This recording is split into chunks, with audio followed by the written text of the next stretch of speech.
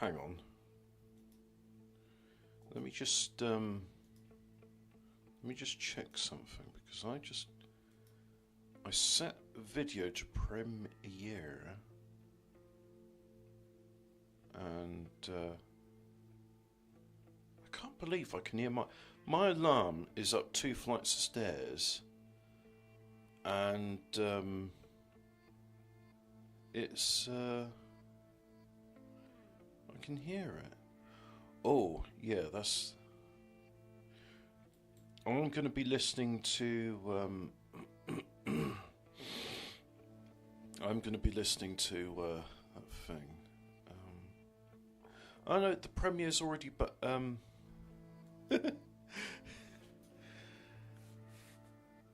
okay, sorry. I'm doing a bit of early morning admin, and I'm looking at stuff. Why is the sun these days white? It used to be orange to yellow. If that's not evidence of geoengineering, then I don't know what is. Possibly the sun is still the same colour. However, I agree.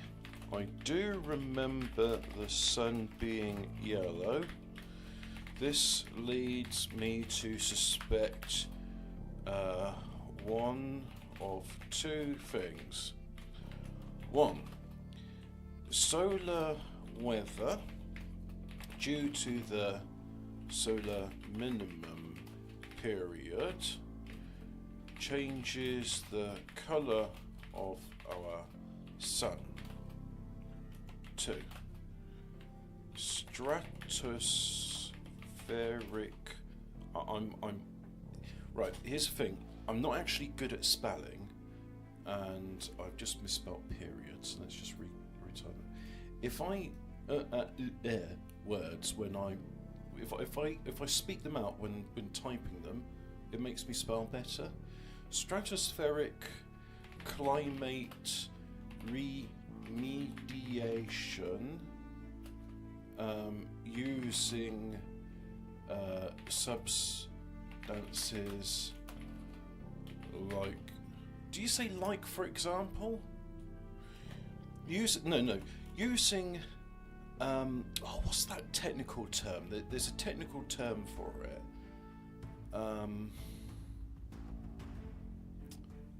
It means the reflectivity of an object, and it's not Arecibo, because that's the old concrete dish in Puerto Rico that's broken now. Azimuth? No, that means angle. Using maybe it is azimuth. What is the term for an object's reflectivity? It's reflectance. Yeah, but there's like objects reflecting like the moon. It's the albedo. It's the albedo. Astronomers call light reflected from the sun albedo. So yes, it would be correct to call it the albedo. Right, so let me just go back to replying to Alphabet Cat's done a good comment. Stratospheric climate remediation using albedo improving agents. Reflect light away from our world's surface. Therefore, the light we get is thin and silvery when the skies have a silver haze. I'm sorry. Just a second. I mean, nobody's here in the chat, so this is all fine, but this music, seriously, it makes me think about the Old Testament stories. And then Jebediah set forth with his 4 wives into the land of Canaan. And there in the land of Canaan did he beget 5 children, named Zechariah, Ezekiel, Abadiah, Jerome, and Paul. Um, it's a bit distracting. Right, yeah, we go. There we do it. Do a reply, and then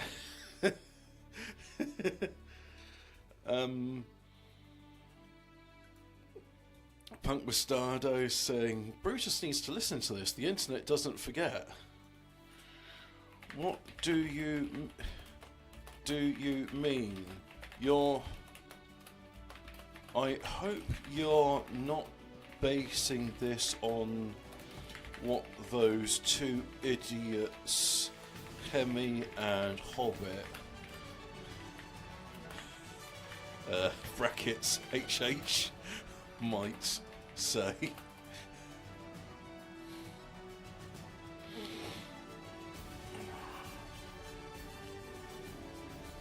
Why is the fourth most popular game on Steam right now called Banana? There's 329,000 people playing it. Is this just one of those joke memes like LOL, buy this game for 50p and just run it in the background and then you get an achievement? What, do you get Steam trading cards worth more than 50p? But anyway, I've listened to Jewel in the Skull, so what's the second book? The Mad God's Amulet? The second volume in the history of the Rune Staff. Okay.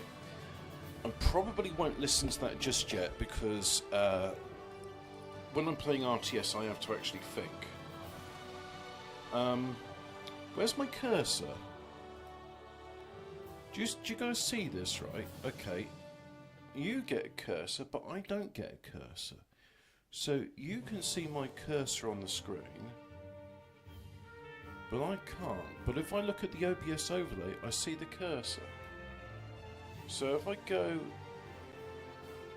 Right, if I look here, click on that, and then start,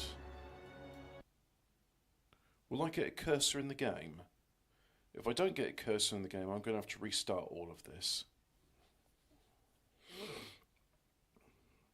What is this? Console activated. No, I don't get a cursor. Okay, I'm going to have to restart. Again, look at the OBS overlay, and oh, it's so small. I keep looking at the game because, well, you know, that's what I'm trying to manipulate. Let's try this again.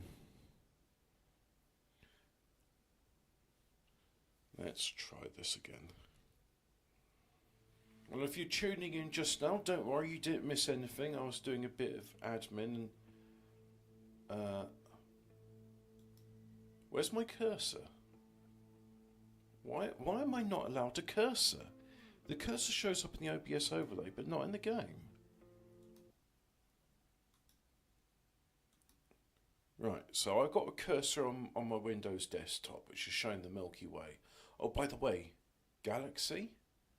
Galaxy means Milky Way in Greek. Right. So the Andromeda Galaxy, that would be... what? That's Greek for... well, I don't know what Andromeda is. Let's say Andromeda is a woman's name, like Diane or Daphne. It's Andromeda's Milky Way. So if you've got a galaxy called M81, it's M81 Milky Way. Which is... you see, I don't mind like learning a bit of Greek and Latin because like a lot of technical terms are in Greek and Latin. And where's my cursor? Right, settings. Maybe if I go graphics, is there something here for... what if I change it to windowed and the menu game mode to windowed? Right, I've got a cursor. The screen, it's all stretch, but right. So that's fine. Campaign. So this is all stretch, but on my screen it is 4:3. It's not letting me change the window size. Hang on. No, can't change it. So I'll go here, right, and I'm going to click on Start. And then hopefully, when I get into it, it's not going to be a window anymore. It's going to be It's going to be full screen. But hey, look, I've got a nice animated cursor. Activated. And no, it turned. Warzone active. Warzone paused. Bear with me. Technological difficulties. I want to complete this campaign before I do this.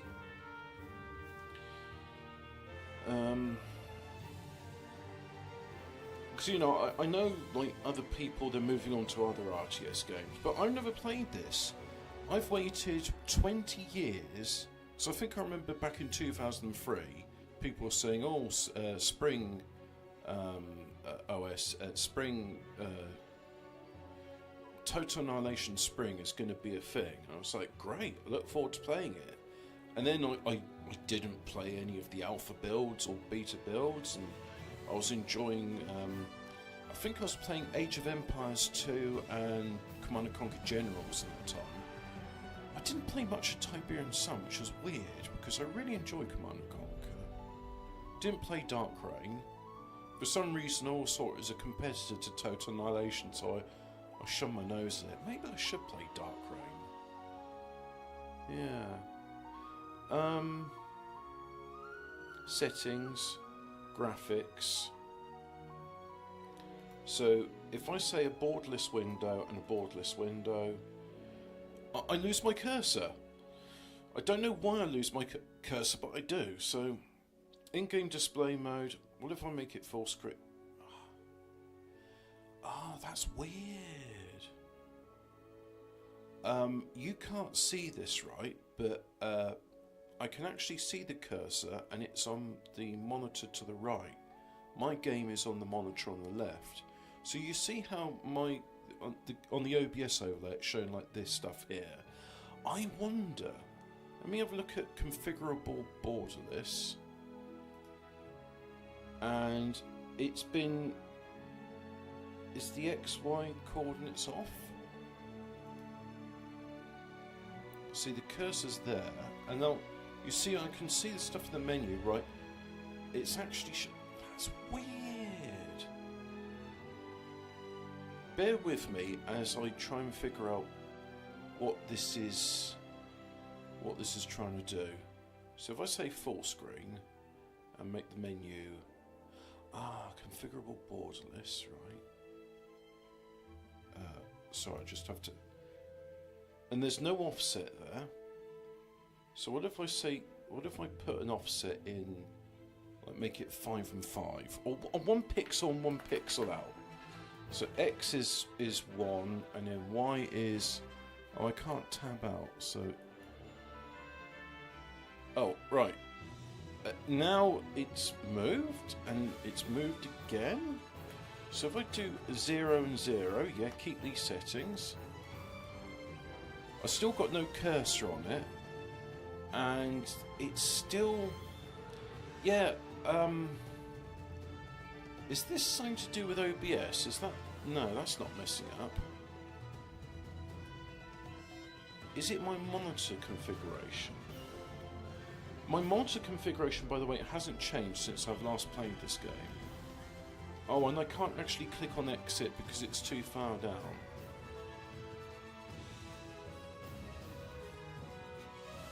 Right, let's try and make this full screen.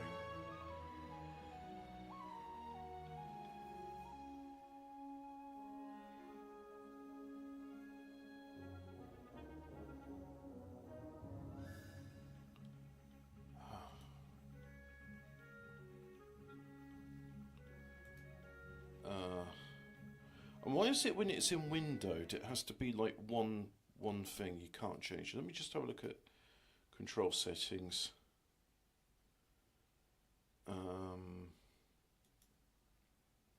Yeah, that's 60 Hertz. That's 60 Hertz. I've got a monitor which I can set to 120 Hertz, but I don't. And if I change it to native resolution, my only choices then are 165 and 144 Hertz. Well, let's try that. Let's go apply. Right, so what I've done now is the resolution on the left monitor is still the same. And then if I go native there, well, that starts to blink out. that's not blinking out. Right, so monitor on the right is at 100 Hertz and at 1080p, and monitor on the left is on 144 Hertz at 1080p, and that says it's doing its brackets native. So I've got two resolutions. One is Ultra HD HD 50 SD, and the other one says PC. And then both of my monitors have so I can do 1080p. Oh, and it's saying that its native resolution is actually Ultra HD 1080p. Well, I don't know what that means, but anyway, I've changed the resolution things. I haven't changed the resolution, but I've changed the refresh rate. So let's see if that makes a difference. If this doesn't make a difference, I'll just go back to playing. Now, the game capture is the top. No, still don't have my cursor. Do you know what? Is there like 0K community?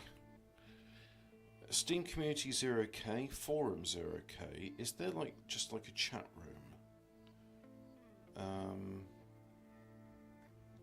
Let's just go on the Steam community 0K. There's a 0K.info.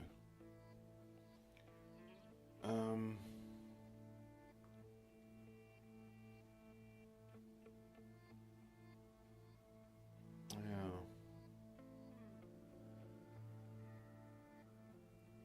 Sorry, I'm just watching something, right? I didn't know you could make units attack move in formation.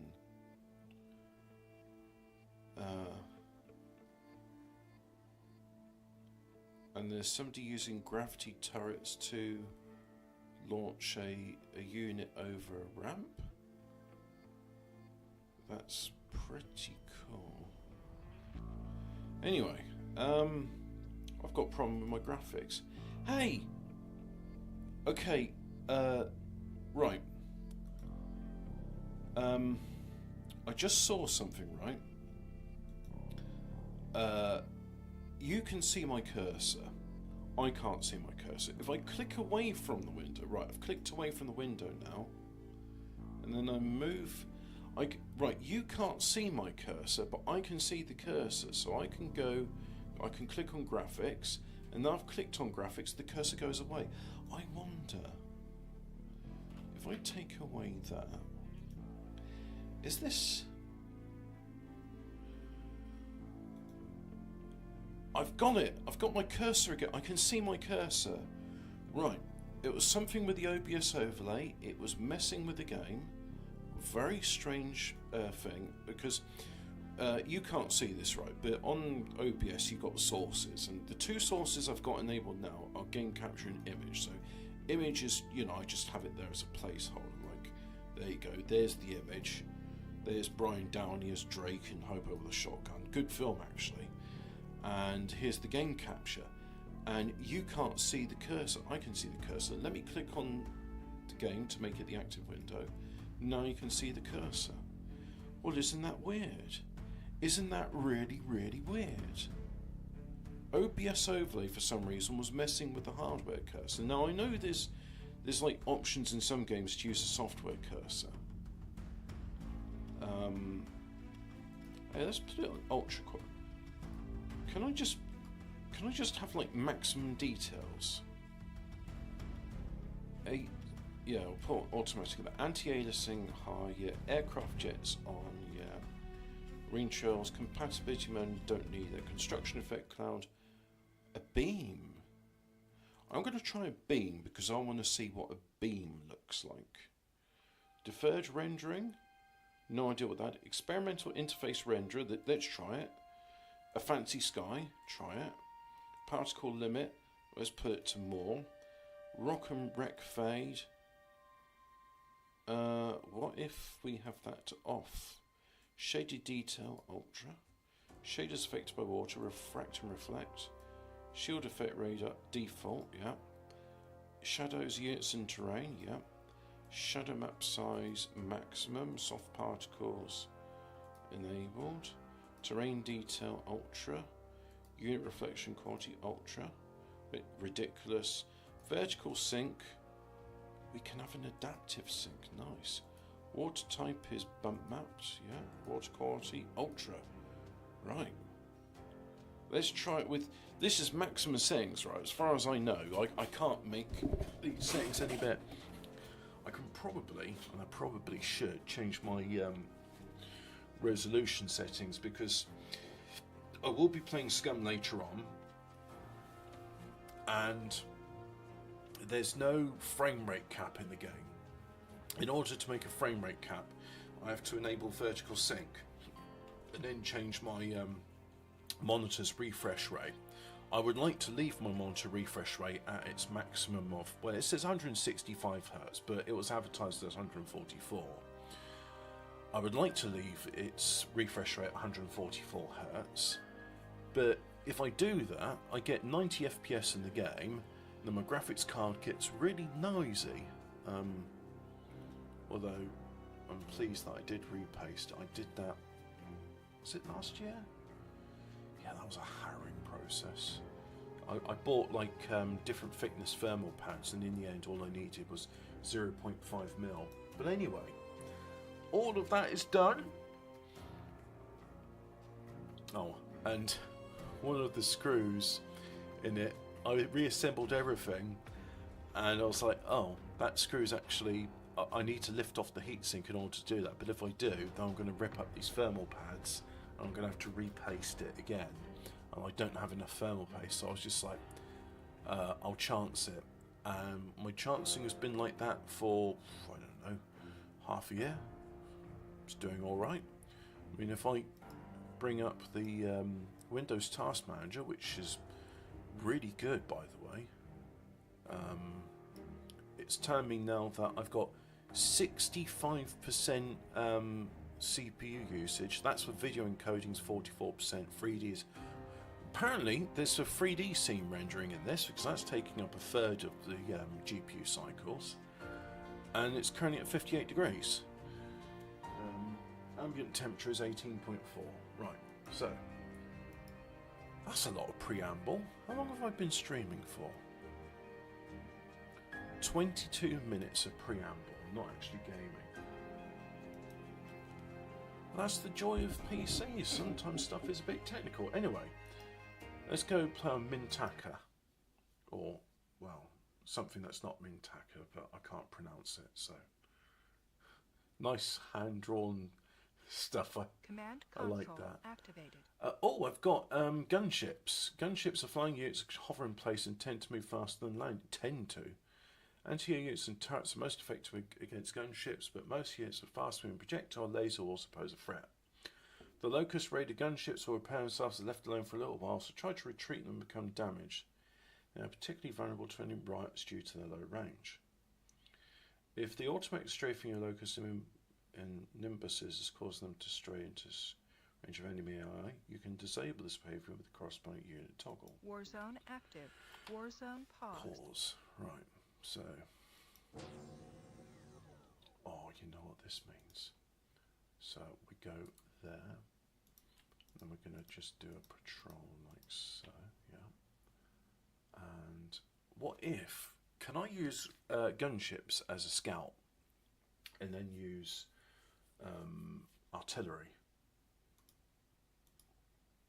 But anyway, first of all, we'll have gunship constructors. Nimbus is a fast support gunship. Raider, flying bomb scout, which burrows. Alright. That sounds like a very situational thing. Like, oh yeah, you build a bunch of them, then you burrow into the ground. So there's my commander. I'm going to just have you build... If I do control... you build solar panel.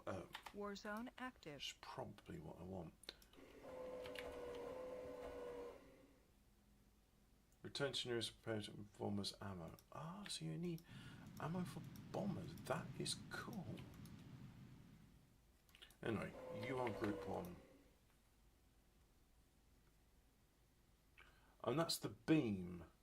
Yeah, I like the beam. Wait, you're going to be... Yeah, you're going to be group 2. So, you are group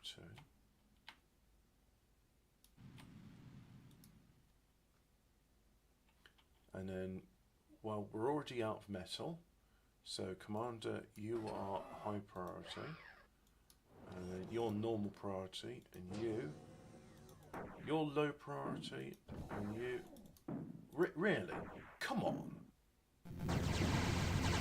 There we go. There's my mobile defence.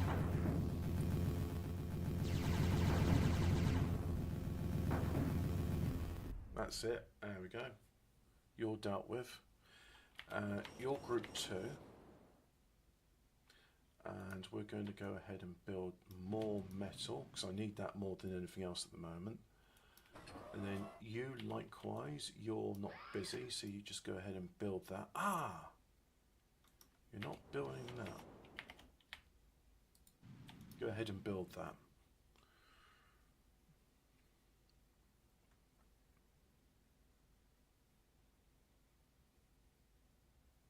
I assume it's repairing itself.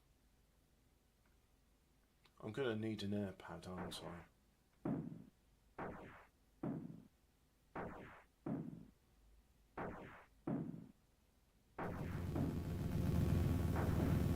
Hey, you seem to target the weak one. Why is that?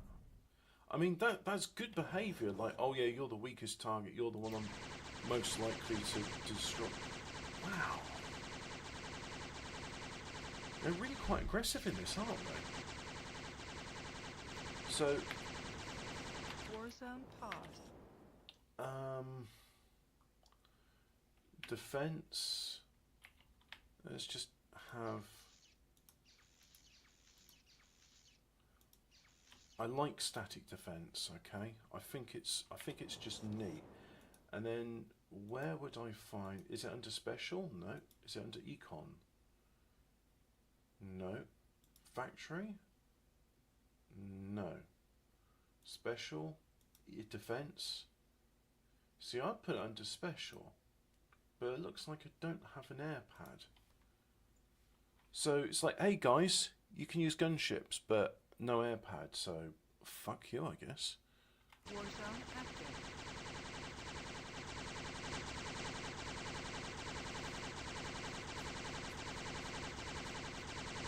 Come on, chaps.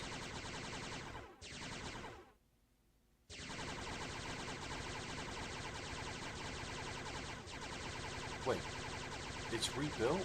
No, it's just...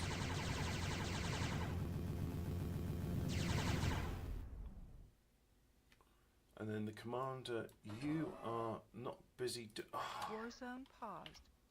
Right, okay, I'm going to tell you to go there and hopefully you can shoot whilst building. But if not, we got our boss constructors doing the job.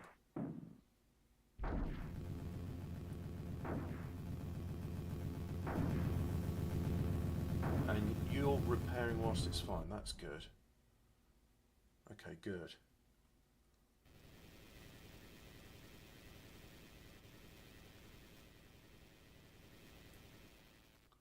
Right, so... Can I do... don't think...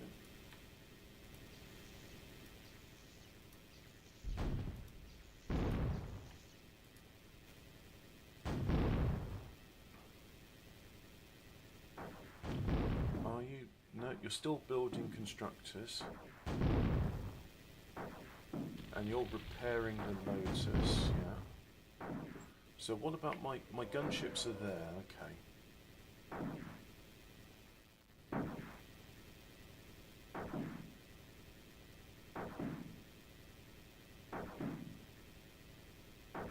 That's good, you're repairing it faster than it can damage it. Oh, you got a flamethrower, nice. Well, that's doing its job. I like this construction beam, I think that's a really cool effect. I don't know why that's not the default, but hey ho. Right, we're now done, so I'm just going to do repeat build of Locust and Nimbus, like so. Now building Faradays, and you, defense, will build, and defense will build those and those. A bit more defense, we'll have some missile turrets as well. Oh, that's in range of one of their defences. That's really good. He doesn't just build it, he then goes and starts repairing it as well. Which means that that'll get destroyed and that gets repaired. Nice. That's what I want.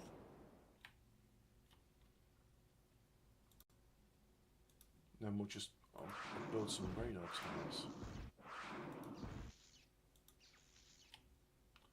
And then once that's done, go ahead and build solar collectors, yeah.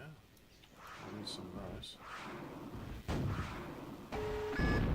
Commander's under attack.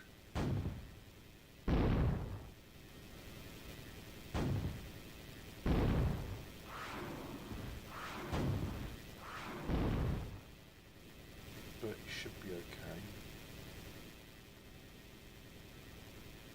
And they're just harassing the solar collectors.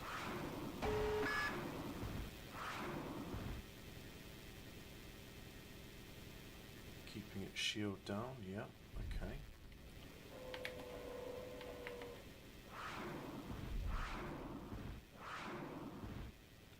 I'm going to change the patrol to this area.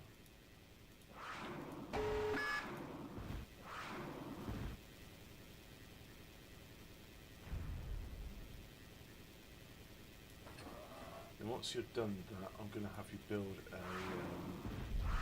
caretaker there. And I think if I hold down Control and Alt whilst doing W, it would just build a ring of energy collectors around it.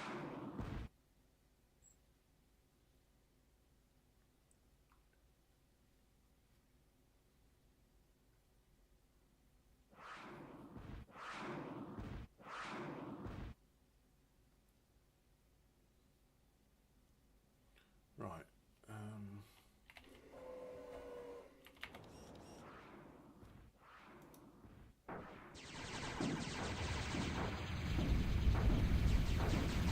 Oh, nice. It's using the TA sound effect. That is the sound of an NG machine gun. A great sound effect.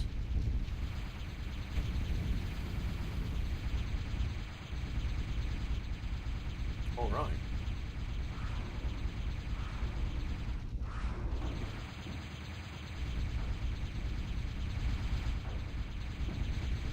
Yeah, take that. I like this Nimbus. Too bad I can't see what it's shooting at, but that doesn't matter. And you're done, you say. Okay, so you do Control Alt and W here like so. And that's repaired. Something's going on here. Ah, you're being zapped.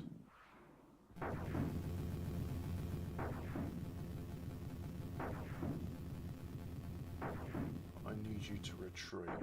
You're going to die if you stay there.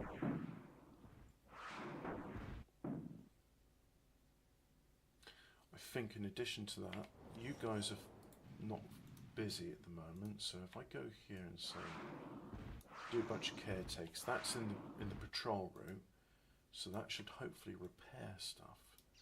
Do a couple of those, and then do some of this, and then do a Faraday, like so. There we are. Nice, nice. And it's telling me I need to build more constructors to use up the metal I'm using.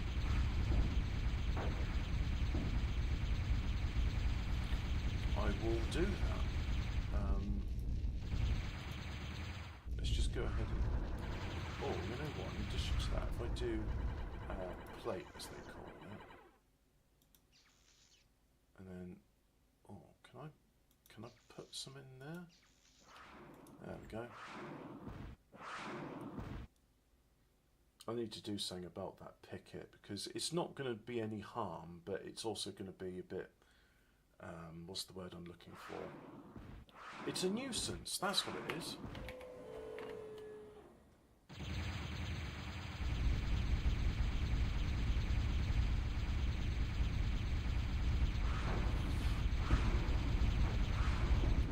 Right, go and attack that and then that.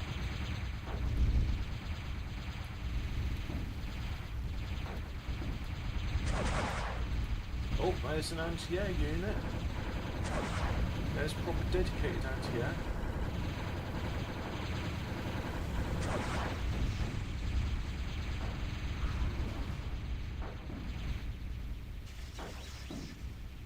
Oh.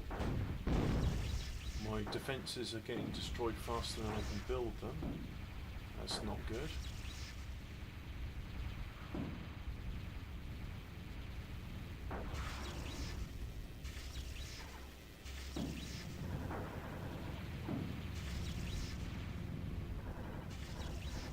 At least all of that is, all that paralysis beam is doing its job.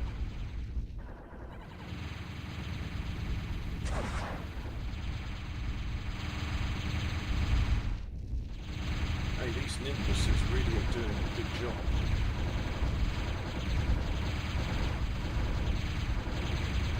But that, oh yeah, that's killing me. Hardened anti-air laser. They really should be focusing on fire.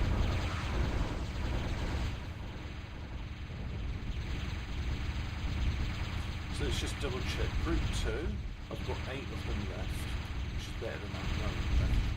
And the commander, he's just plodding his way over there to build more metal extractors.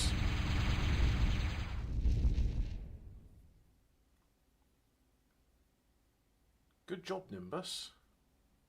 You saved the day.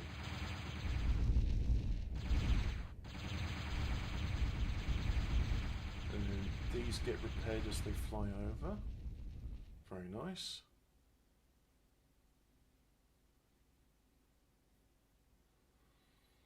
No, it's a geothermal thing, but I don't have access to geothermal, which is bloody annoying.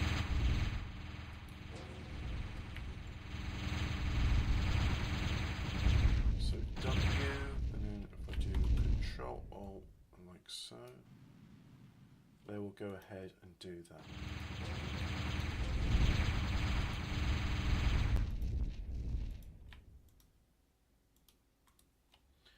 I am going to order up, actually, you know what? Let's just say one of each. And I'll have 5 of those actually.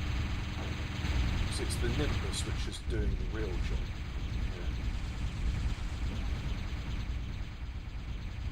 Yeah. Oh, Commander's under attack.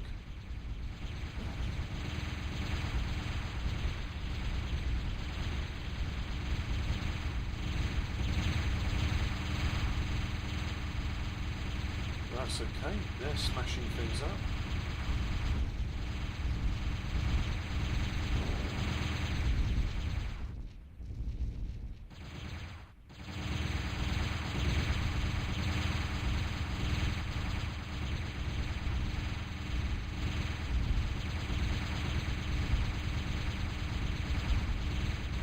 I'm trying to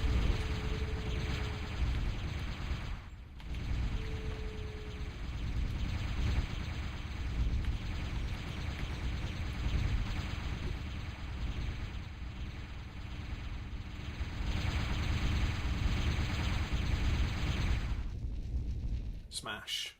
Cool. Nice. And, oh, what's this? This is the little bomber thing, isn't it? Let's go and attack that.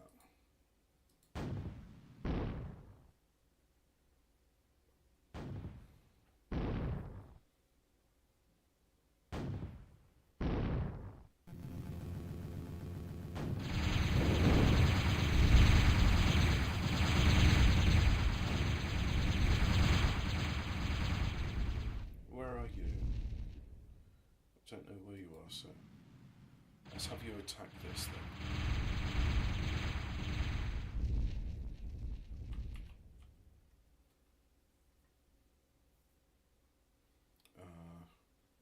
Okay. Do you exist?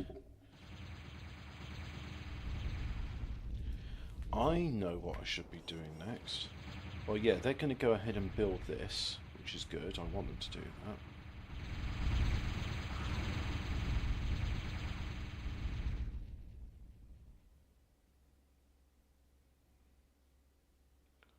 But now you're done, so go ahead and have some caretakers. And then we'll do the line of Lotus-like laser turrets like before. And then we're going to go ahead and build energy pylons. This is the royal we, by the way. You're included in this as the audience. You get to live vicariously through my real-time strategizing decisions.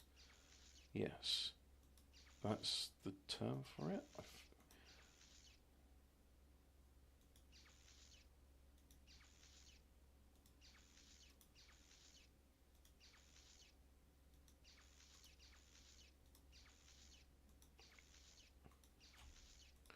Right, that's done. Now, Commander, you're there, okay? Ah, and you're just building solar panels around things that need it. Good, because we could do with more energy. So there's the...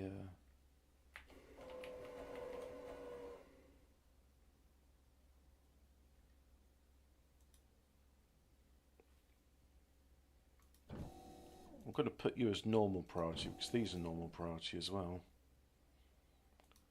And you, normal priority as well.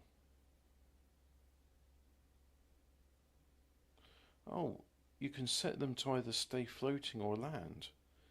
That's a nice feature. I approve of that.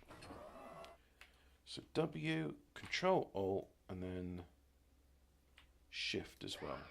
So when you're done with that lot, you can go over here. Command it, there you are. Hopefully these caretakers go, oh yes, I see you're building resource units, we'll help you out with that.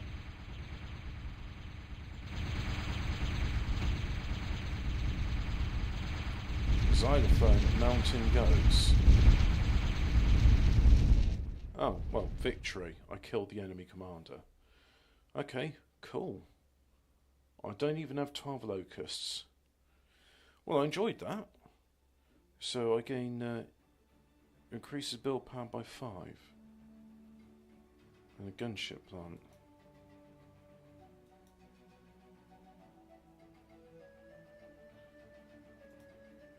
Go to technology.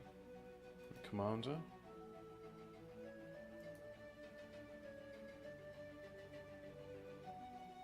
I already have that. No, can't have more weapons, so yeah, I guess everything's fine. Just go to campaign. Let's do this one next. Cover mineral wealth.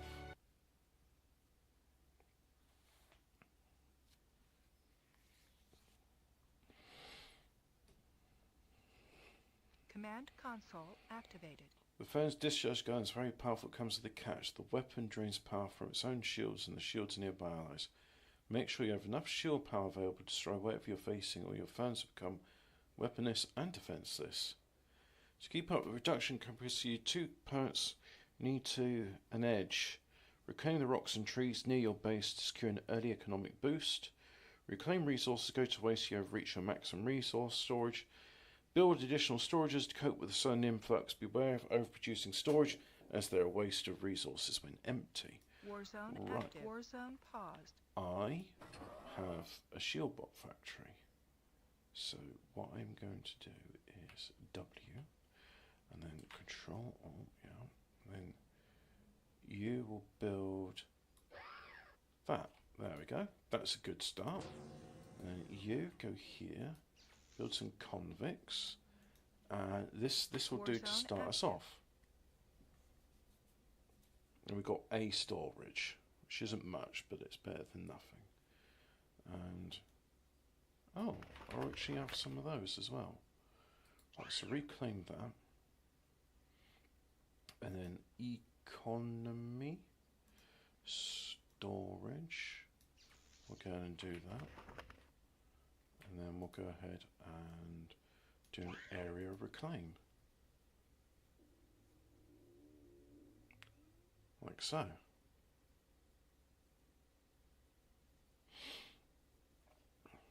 And it wants me to produce more power plants as well to reduce enemy stall, as it says.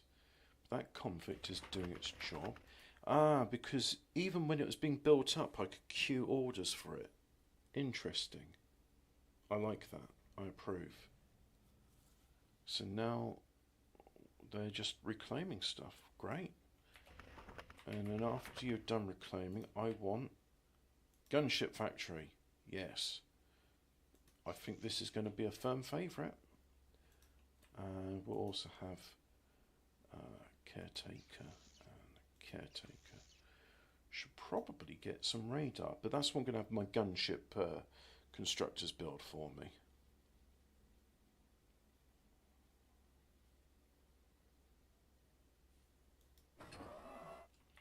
Your group 1.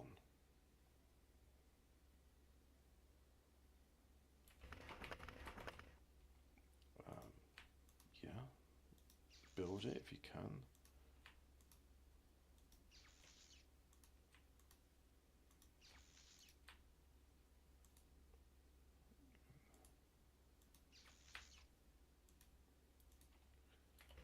And that's it. That's the maximum number of... Oh, okay.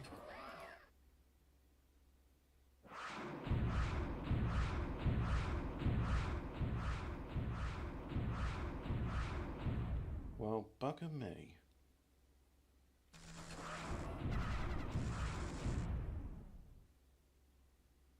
That's cool.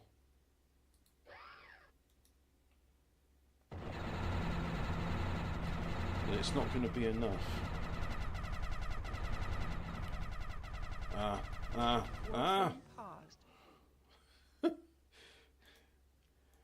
Bandit and thug. I'll have more felons and... Right, so you go there, and then orders. I'll patrol there, and there, and there, like so. Warzone active. Ah, good. I've got at least one light laser turret.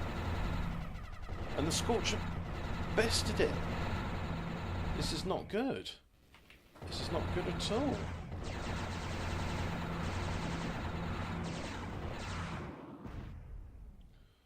Oh, at least we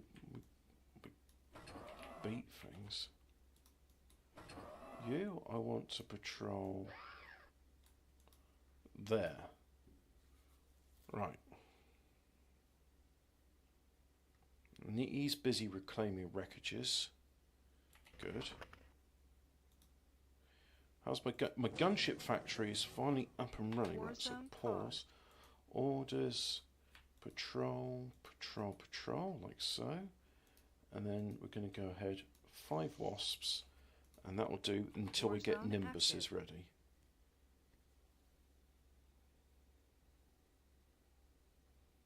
Well, that's producing excess energy, but it's not producing excess metal.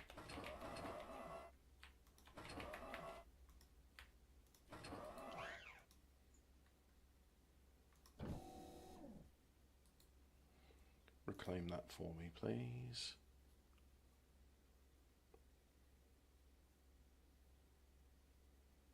Ah, good.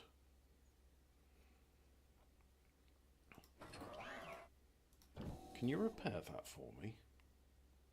Thank you. And now you're going to be group 3.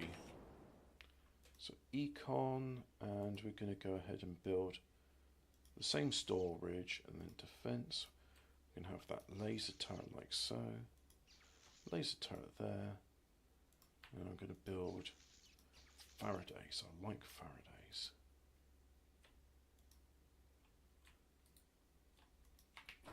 And the commander is still slowly building resource buildings, which is what I want. I mean, I'd like it if he was building fast, but he's not building them fast on account of I don't have much metal and I don't have much speed.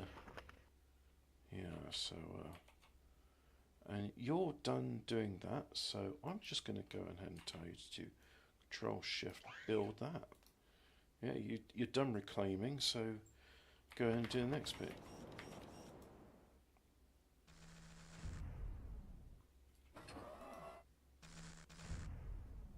Nice.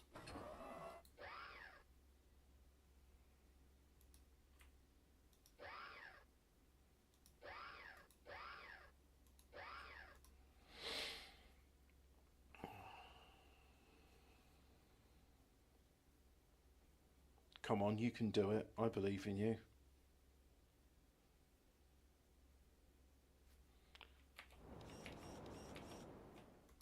Group 3's nearly done.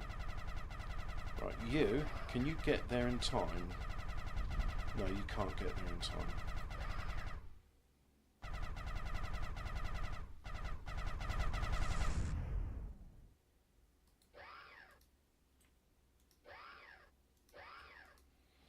So, Group 3, go ahead and W that.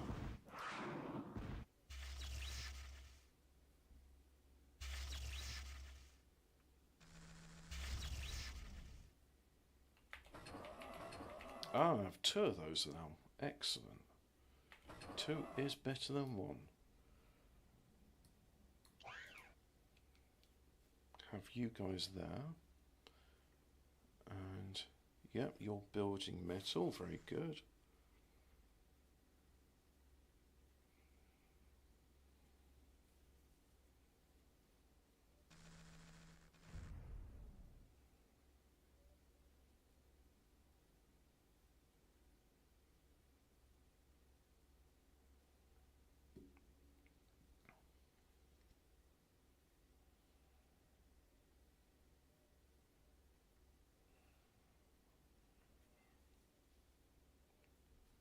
Go.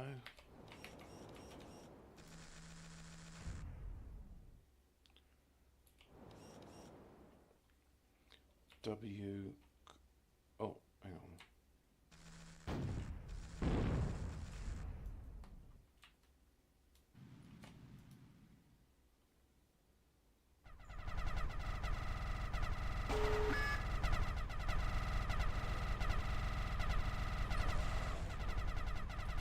No, kill that one as well. Kill it.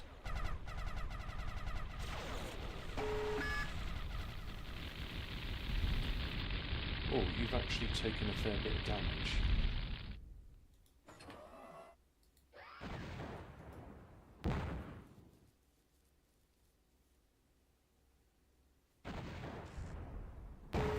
Get back now.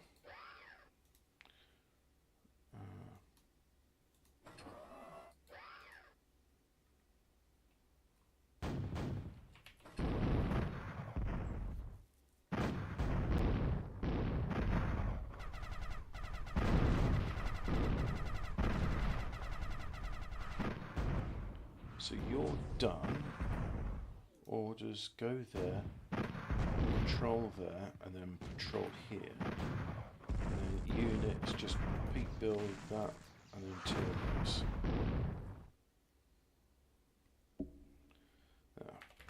So you're group 2.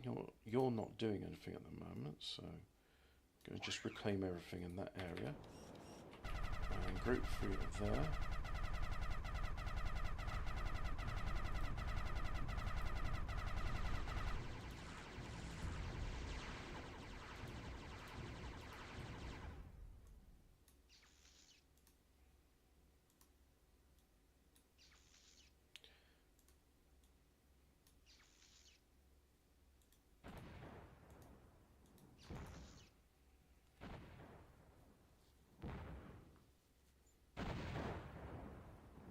you're not actually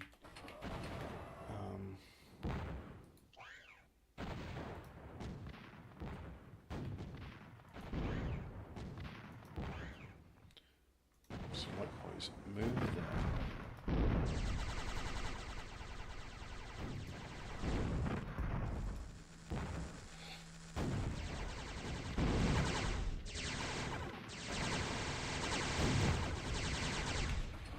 Commander, you're here, you're fine.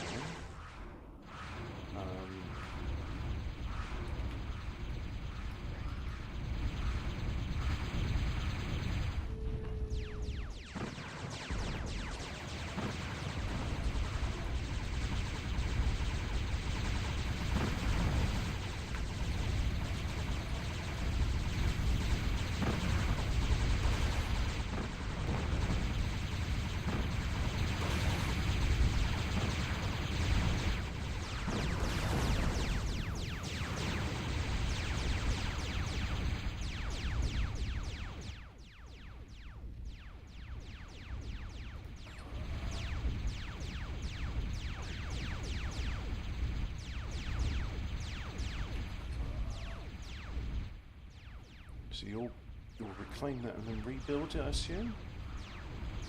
What's Group 2 up to? They're still reclaiming things, that's fine.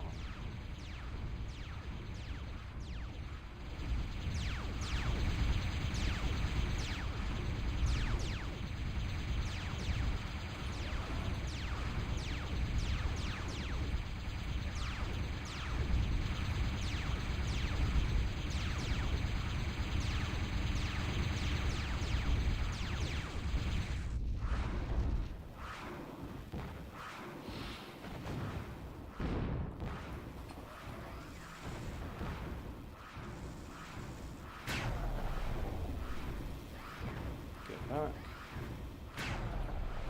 Good dad.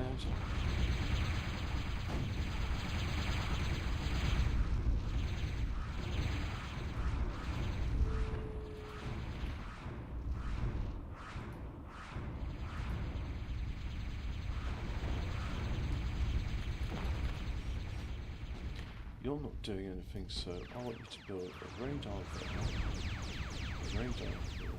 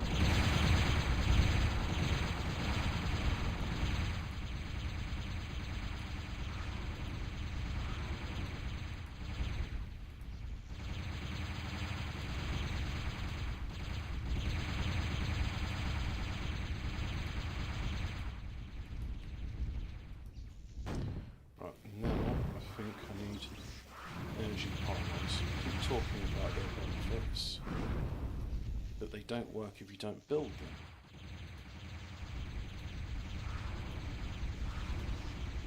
Good morning, interdimensional lizard.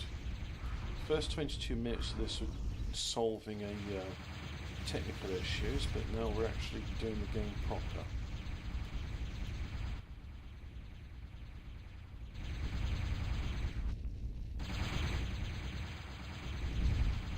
You know what?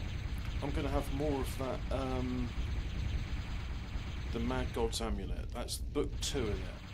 The second story of Hawkmoon, The Mad God's Amulet. For Jim Cawthorne, for his inspirations and his drawings. Book 1. We have learned now how Dorian Hawkmoon, last Duke of Curlin, one aspect of the Champion Eternal, threw off the power of the Black Jewel and saved the city of Hamadan from conquest by the Dark Empire of Gran Bretagne.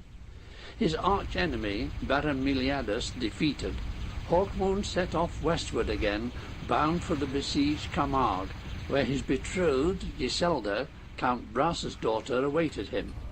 With his boon companion Oledan, beast-man of the Bulgar Mountains, Hawkmoon rode from Persia toward the Cyprian Sea and the port of Tarabulus, where they hoped to find a ship brave enough to bear them back to the Camargue. But in the Cyrenean desert they lost their way and came close to dying of thirst and exhaustion before they saw the peaceful ruins of Soriandum, lying at the foot of a range of green hills on which wild sheep grazed. Meanwhile, in Europe, the Dark Empire extended its terrible rule, while elsewhere the Runestaff pulsed, exerting its influence over thousands of miles to involve the destinies of some several human souls of disparate character and ambitions. The High History of the Runestaff. Chapter 1. Soriandum. The city was old, begrimed by time, a place of wind-worn stones and tumbled masonry, its towers tilting and its walls crumbling. Wild sheep cropped the grass that grew between cracked paving stones. Bright-plumed birds nested among columns of faded mosaic. The city had once been splendid and terrible. Now it was beautiful and tranquil. The two travellers came to it in the mellow haze of the morning, when a melancholy wind blew through the silence of the ancient streets. The hoofs of the horses were hushed as the travellers led them between towers that were green with age, passed by ruins bright with blossoms of orange, ochre and purple. And this was Soriandum, deserted by its folk. The men and their horses were turned all one colour by the dust that caked them, making them resemble statues that had come to life. They moved slowly, looking wonderingly about them at the beauty of the dead city. The first man was tall and lean, and although weary, he moved with the graceful stride of the trained warrior. His long fair hair had been bleached near white by the sun, and his pale blue eyes had a hint of madness in them. But the thing most remarkable about his appearance was the dull black jewel sunk into his forehead, just above and between the eyes, a stigmata he owed to the perverted miracle workings of the sorcerer scientists of Gran Bretagne. His name was Dorian Hawkmoon, Duke von Curlen, driven from his hereditary lands by the conquests of the Dark Empire, which schemed to rule the world. Dorian Hawkmoon, who had sworn vengeance against the most powerful nation on his war-tormented planet. The creature who followed Hawkmoon bore a large bone bow and a quiver of arrows on his back. He was clad only in a pair of breeches and boots of soft, floppy leather, but the whole of his body, including his face, was covered in red, wiry hair. His head came to just below Hawkmoon's shoulder. This was Oledan, crossbred offspring of a sorcerer and a mountain giantess from the Bulgar Mountains. Oledan patted sand from his fur and looked perplexed. Never have I seen a city so fair. Why is it deserted? Who could leave such a place? Hawkmoon, as was his habit when puzzled, rubbed at the dull black jewel in his forehead. Perhaps disease, who knows? Let's hope that if it was disease, none of it lingers on. I'll speculate later, but not now. I'm sure I hear water somewhere, and that's my first requirement. Food's my second, sleep's my third, and thought, friend Oledan, a very distant fourth. In one of the city's plazas they found a wall of blue-grey rock that had been carved with flowing figures. From the eyes of one stone maiden fell pure spring water that splashed into a hollow fashioned below. Hawkmoon stooped and drank, wiping wet hands over his dusty face. He stepped back for Oledan to drink, then led the horses forward to slake their thirst. Hawkmoon reached into one of his saddlebags and took out the cracked and crumpled map that had been given him in Hamadan. His finger crept across the map until it came to rest on the word Soriandum. He smiled with relief. "We are not too far off our original route," he said. "Beyond these hills the Euphrates flows, Nice, so I've got and level 4 Tarabulus commands on that. lies beyond it by about a week's journey. We'll rest here for today and tonight, then continue on our way. Refreshed, we will travel more rapidly." Oladan grinned. "Aye, and you'd explore the city before we leave, I fancy." He splashed water on his fur, then bent to pick up his bow and quiver. "Now to attend to your second requirement, food. I'll not be gone long. I saw a wild ram in the hills. Tonight we'll dine off roast mutton." He mounted his horse and was away, riding for the broken gates of the city, while Hawkmoon stripped off his clothes and plunged his hands into the cool spring water, gasping with a sense of utter luxury as he poured the water over his head and body. Then he took fresh clothing from the saddlebag, pulling on a silk shirt given him by Queen Frobra of Hamadan, and a pair of blue cotton breeches with flaring bottoms, and glad to be out of the heavier leather and iron he had worn for protection's sake while crossing the desert in case any of the Dark Empire's men were following them. Hawkmoon donned a pair of sandals to complete his outfit. His only concession to his earlier fears was the sword he buckled about him. It was scarcely possible that he could have been followed here, and besides the city was so peaceful that he could not believe any kind of danger threatened. Hawkmoon went to his horse and unsaddled it, then crossed to the shade of a ruined tower to lie with his back against it and await Oladan and the mutton. Noon came and went, and Hawkmoon began to wonder what had become of his friend. He dozed for another hour before real trepidation began to stir in him, and he rose to resaddle his horse.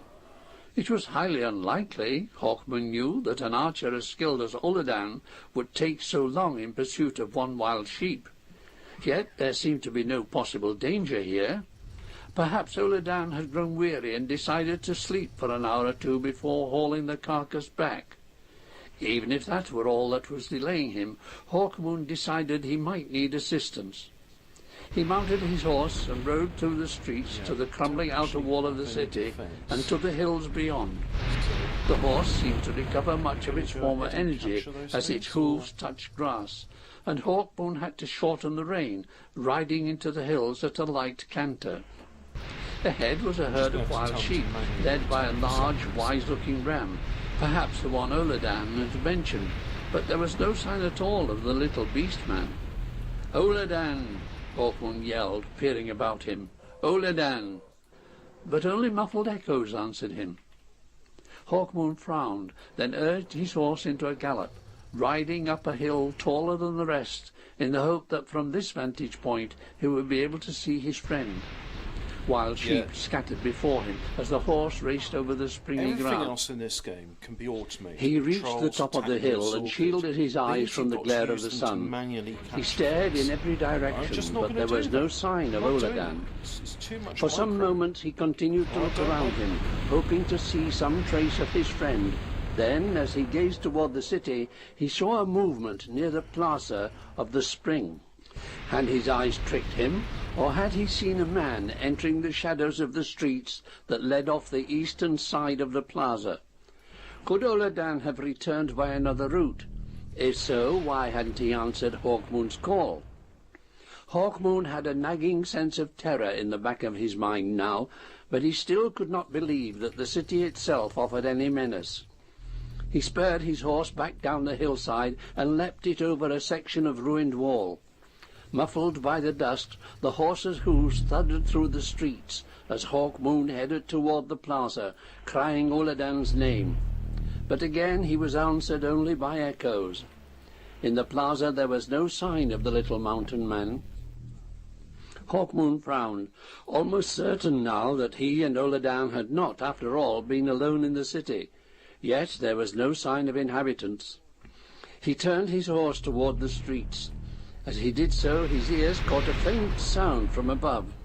He looked upward, his eyes searching the sky, certain that he recognized the sound.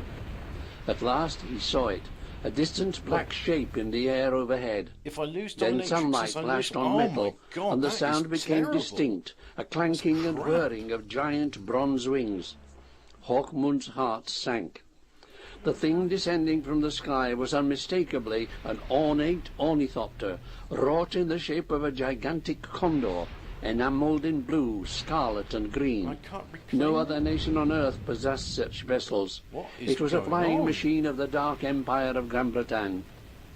Now, Oledan's disappearance was fully Understand explained. this is... The warriors of the Dark Empire were present in Soriandum. It was more than likely, too, that they had recognized Oledan and knew that Hawkmoon could not be far away. And Hawkmoon was the Dark Empire's most hated opponent. Chapter 2, Willem Daverk. Command console. Warzone active. Hawkmoon made for the shadows of the street, hoping that he had not been seen by the ornithopter. Could the Gran Britannians have followed him all the way across the desert? It was unlikely, yet what else explained their presence in this remote place? Hawkmoon drew his great battle blade from its scabbard and then dismounted. In his clothes of thin silk and cotton, he felt more than ordinarily vulnerable as he ran through the streets seeking cover. Now the ornithopter flew only a few feet above the tallest towers of Soriandum, almost certainly searching for Hawkmoon, the man whom the King Emperor Huon had sworn must be revenged upon for his betrayal of the Dark Empire. Hawkmoon might have slain Baron Meliadus at the Battle of Hamadan, but without doubt King Huon had swiftly dispatched a new emissary upon the task of hunting down the hated Hawkmoon. The young Duke of Curlen had not expected to journey without danger, but he had not believed that he would be found so soon. He came to a dark building, half in ruins, whose cool doorway offered shelter. He entered the building and found himself in a hallway with walls of pale carved stone, partly overgrown with soft mosses and blooming lichens. A stairway ran up one side of the hall, and Hawkmoon, blade in hand, climbing the winding moss-carpeted steps for several flights until he found himself in a small room into which sunlight streamed through a gap in the wall where the stones had fallen away. Flattening himself against the wall and peering around the broken section, God, Hawkmoon saw a I hate large this part of the it's too city, much. saw the ornithopter wheeling and dipping as its vulture-masked pilot searched the streets. There was a tower of faded green granite not too distant. It stood roughly in the centre of Soriandum, dominating the city. The ornithopter circled this for some time, and at first Hawkmoon guessed that the pilot believed him to be hidden there, but then the flying machine settled on the flat, battlement-surrounded roof of the tower. From somewhere below, other figures emerged to join the pilot. These men were evidently of Gran Bretagne also. They were all clad in heavy armour and cloaks, with huge metal masks covering their heads, in spite of the heat. Such was the twisted nature of Dark Empire men that they could not rid themselves of their masks, whatever the circumstances. They seemed to have a deep-rooted psychological reliance on them. The masks were of rust red and murky yellow, fashioned to resemble rampant wild boars, with fierce jewelled eyes that blazed in the sunlight, and great ivory tusks curling from the flaring snouts. These, then, were men of the Order of the Boar, infamous in Europe for its savagery. And there were 6 of them standing by their leader, a tall, slender man, whose mask was of gold and bronze, and much more delicately wrought, almost to the point of caricaturing the mask of the Order. The man leaned on the arms of 2 of his companions, one squat and bulky, the other virtually a giant, with naked arms and legs of almost inhuman hairiness. Was the leader ill or wounded, wondered Hawkmoon. There seemed to be something theatrical about the way he leaned on his men. Hawkmoon thought then that he knew who the Boer leader was. It was almost certainly the renegade Frenchman Willem Daverk, once a brilliant painter and architect, who had joined the cause of Gran Bretagne long before they had conquered France. An enigma, Daverk, but a dangerous man for all that he affected illness. Now the Boer leader spoke to the vulture-masked pilot, who shook his head. Evidently he had not seen Hawkmoon, but he pointed toward the spot where Hawkmoon had abandoned his horse. Daverk, if it was Daverk, languidly signed to one of his men, who disappeared below to re-emerge almost at once with a struggling, snarling Oladan. Relieved, Hawkmoon watched as two of the Boer-masked warriors dragged Oladan close to the battlements. At least his friend was alive. Then the Boer leader signed again, and the vulture pilot leaned into the cockpit of his flying machine and withdrew a bell-shaped megaphone, which he handed to the giant on whose arm the leader still rested. The giant placed this close to the snout of his master's mask.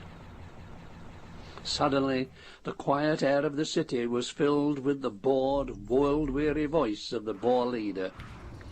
Duke von Curwen, we know that you are present in this city, for we have captured your servant. In an hour the sun will set. If you have not delivered yourself to us by that time, we must begin to kill the little fellow. Now Hawkmoon knew for certain that it was Daverk. No other man alive could both look and sound like that. Hawkmoon saw the giant hand the megaphone back to the pilot, and then, with the help of his squat companion, help his master to the partially ruined battlement, so that Daverk could lean against it and look down into the streets. Hawkmoon controlled his fury and studied the distance between his building and the tower. By jumping through the gap in the wall, he could reach a series of flat roofs that would take him close to a pile of fallen masonry heaped against one wall of the tower. From there, he saw that he could easily climb to the battlements, but he would be seen as soon as he left his cover. It would be possible to take that route only at night, and by nightfall they would have begun torturing Oladan. Perplexed, Hawkmoon fingered the black jewel, sign of his former slavery to Gran Bretagne. He knew that if he gave himself up, he would be killed instantly, or be taken back to Gran Bretagne, and there killed with terrible slowness, for the pleasure of the perverted lords of the Dark Empire. He thought of Iselda, to whom he had sworn to return, of Count Brass, whom he had sworn to aid in the struggle against Gran Bretagne, and he thought of Oladan, with whom he had sworn friendship after the little beast man had saved his life. Could he sacrifice his friend? Could he justify such an action, even if logic told him that his own life was of greater worth in the fight against the Dark Empire? Hawkmoon knew that logic was of no use here, but he knew too that his sacrifice might be useless, for there was no guarantee that the Boer leader would let Oladan go once Hawkmoon had delivered himself up. Hawkmoon bit his lips, gripping his sword tightly. Then he came to a decision, squeezed his body through the gap in the wall, clung to the stonework with one hand, and waved his bright blade at the tower. Daverk looked up slowly. "You must release Oladan before I come to you," Hawkmoon called, "for I know that all men of Gran Bretagne are liars. You have my word, however, that if you release Oladan, I will deliver myself into your hands." "Liars we may be," came the languid voice, barely audible, "but we are not fools. How may I trust your word?" "I am a Duke of Curwen," said Hawkmoon simply. "We do not lie." A light, ironic laugh came from within the Boer mask. "You may be naive, Duke of Curwen, but Sir Willem Daverk is not. However, may I suggest a compromise?" "What is that?" Hawkmoon asked warily. "I would suggest you come halfway toward us, so that you are well within the range of our ornithopter's flame lance, and then I shall release your servant." Daverk coughed ostentatiously and leaned heavily on the battlement. "What say you to that?" "Hardly a compromise," called Hawkmoon, "for then you could kill us both with little effort or danger to yourself." "My dear Duke, the King Emperor would much prefer you alive. Surely you know that. My own interest is at stake. Killing you now would only earn me a baronetcy at most. Delivering you alive for the King Emperor's pleasure would almost certainly gain me a princedom. Have you not heard of me, Duke Dorian? I am the ambitious Willem Daverk, Daberk's argument was convincing, but Hawkmoon could not forget the Frenchman's reputation for deviousness. Although it was true that he was worth more to Daberk alive, the renegade might well decide it expedient not to risk his gains, and might therefore kill Hawkmoon as soon as he came into certain range of the flame lance. Hawkmoon deliberated for a moment, then sighed. "I will do as you suggest, Sir William." He poised himself to leap across the narrow street separating him from the rooftops below. Then Oladan cried, "No, Duke Dorian, let them kill me. My life is worthless." Hawkmoon acted as if he had not heard his friend, and sprang out and down to land on the balls of his feet on the roof. The old masonry shuddered at the impact, and for a moment Hawkmoon thought he would fall as the roof threatened to crack. But it held, and he began to walk gingerly toward the tower. Again Oladan called out and began to struggle in the hands of his captors. Hawkmoon ignored him, walking steadily on, sword still in one hand but held loosely, virtually forgotten. Now Oladan broke free altogether and darted across the tower, pursued by 2 cursing warriors. Hawkmoon saw him dash to the far edge, pause for a moment, and then fling himself over the parapet. For a moment Hawkmoon stood frozen in horror, hardly understanding the nature of his friend's sacrifice. Then he tightened his grip on his sword and raised his head to glare at Daberk and his men. Bending low, he made for the edge of the roof as the flame cannon began to turn in his direction. There was a great whoosh of heat over his head as they sought his range. Then he had swung himself over the edge and hung by his hands, peering down into the street far below. There was a series of stone carvings quite close to him on his left. He inched along until he grasped the nearest. They ran down the side of the house at an angle, almost to street level, but the stone was plainly rotten. Would the carvings support his weight? Hawkmoon did not pause. He swung himself down on the first carving. It began to creak and crumble like a bad tooth. Quickly Hawkmoon dropped to the next, and then the next, bits of stone clattering down the sides of the building to crash in the distant street.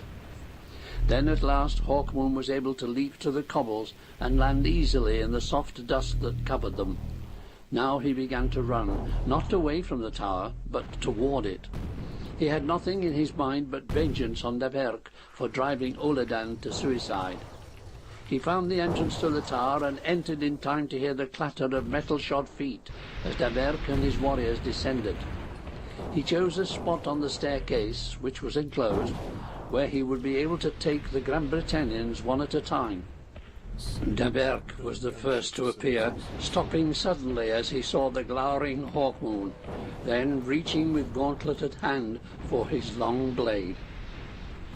"You were foolish not to take the chance of escape your friend's silly sacrifice gave you," said the boar-masked mercenary contemptuously. "Now, like it or not, I suppose we shall have to kill you." He began to cough, doubling up in apparent agony, leaning weakly against the wall. He signed limply to the squat man behind him, one of those Hawkmoon had seen helping Daberk across the battlements. "Oh, my dear Duke Dorian, I must apologize. My infirmity is liable to seize me at the most inconvenient moments. Ricardo, would you—" The powerfully built Ricardo sprang forward, grunting and pulling a short-hafted battle-axe from his belt. He tugged out his sword with his free hand and chuckled with pleasure. "Thanks, master. Now let's see how the no-masked Francis." He moved like a cat to the attack. Hawkmoon poised himself, ready to meet Ricardo's first blow. Then the man sprang with a great feral howl, the battle-axe splashing the air to clang against Hawkmoon's blade. Then Ricardo's short sword ripped upward, and Hawkmoon, already weak from exposure and hunger, barely managed to turn his body in time. Even so, the sword slashed through the cotton of his breeches, and he felt its cold edge against his flesh. Hawkmoon's own blade slid from beneath the axe and crashed down on Ricardo's grinning boar mask, wrenching one tusk loose and badly denting the snout. Ricardo cursed, his sword stabbing again, but Hawkmoon leaned against the man's sword arm, trapping it beneath his body and the wall. Then he let go of his own sword so that it hung by its wrist long, grasped Ricardo's arm, and tried to twist the axe from his hand. Ricardo's armoured knee drove into Hawkmoon's groin, but Hawkmoon held his position in spite of the pain, tugged Ricardo down the stairs, pushed and let him fall to the floor under his own momentum. Ricardo hit the paving stones with a thud that shook the whole tower. He did not move. Hawkmoon looked up at Daverk. "Well, sir, are you recovered?" Daverk pushed back his ornate mask to reveal the pale face and pale eyes of an invalid. His mouth twisted in a little smile. "I will do my best," he said, and when he advanced it was swiftly, with the movements of a man more than ordinarily fit. This time Hawkmoon claimed the initiative, darting a thrust at his enemy that almost took him by surprise, but that he parried with amazing speed. His languid tone belied his reflexes. Hawkmoon realized that Daverk was quite as dangerous in his own way as a powerful Ricardo. He realized too that if Ricardo were merely stunned, he himself might soon be trapped between two opponents. The swordplay was so swift that the two blades seemed a single blur of metal as both men held their ground. With his great mask flung back, Daverk was smiling, with an expression of quiet pleasure in his eyes. He looked for all the world like a man enjoying a musical performance or some other passive pastime. Wearied by his journey through the desert, needing food, Hawkmoon knew that he could not long sustain the fight in this way. Desperately he sought an opening in Daverk's splendid defence. Once his opponent stumbled slightly on a broken stair. Hawkmoon thrust swiftly, but was parried and had his forearm nicked into the bargain. Behind Daverk, the warriors of the boar waited eagerly with swords ready to finish Hawkmoon off once the opportunity was presented to them. Hawkmoon was tiring rapidly. Soon he was fighting a purely defensive style, barely managing to turn the thrusting steel that drove for his eye, his throat, his heart, or his belly. He took one step backward, then another. As he took the second step, he heard a groan behind him and knew that Ricardo's senses were returning. It would not be long before the boars butchered him. Yet he scarcely cared, now that Oledan was dead. Hawkmoon's swordplay became wilder, and Daverk's smile grew broader as he sensed his victory coming closer. Rather than have Ricardo at his back, Hawkmoon sprang subtly down the steps without turning around. His shoulder bumped against another, and he whirled, prepared to face the brutish Ricardo. Then his sword almost dropped from his hand in astonishment. Oledan! The little beast man was in the act of raising a sword, the boar warrior's own sword, over the stirring Ricardo's head. "Aye, I live, but do not ask me how. It's a mystery to me." And he brought the flat of the blade down on Ricardo's helmet with a great clang. Ricardo collapsed again. There was no more time for talk. Hawkmoon barely managed to block Daverk's next thrust. There was a look of astonishment in Daverk's eyes, too, as he saw the living Oledan. Hawkmoon managed to break through the Frenchman's guard, piercing his shoulder armour. Again Daverk swept the blade aside and resumed the attack. Hawkmoon had lost the advantage of his position. The savage boar mask grinned at him as warriors poured down the stairs. Hawkmoon and Oledan backed toward the door, hoping to regain the advantage, but there was little chance of that. For another 10 minutes they held their own against the overwhelming odds, killing 2 Grand Britannians, wounding 3 more. They were wearying rapidly. Hawkmoon could barely hold his sword. His dazed eyes tried to focus on his opponents as they closed in like brutes for the kill. He heard Daverk's triumphant, "Take them alive," and then he went down beneath a tide of metal. Chapter 3. The Wraith Folk. Wrapped in chains so that they could barely breathe, Hawkmoon and Oledan were borne down innumerable flights of stairs into the depths of the great tower, which seemed to stretch as far below ground as it did above.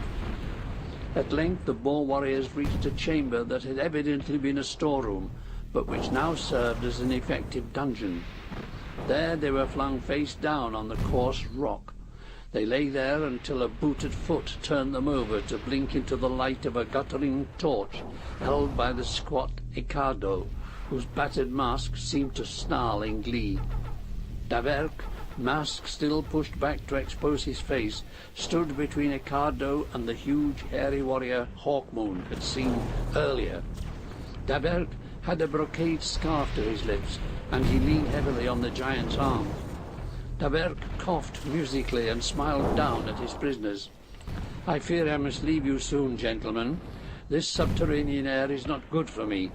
However, it should do little harm to two such robust young fellows as yourselves. You will not have to stay here more than a day, I assure you. I have sent a request for a larger ornithopter that will be able to bear the two of you back to Sicilia, where my main force is now encamped." "You have taken Sicilia already?" Hawkmoon asked tonelessly. "You have conquered the isle?"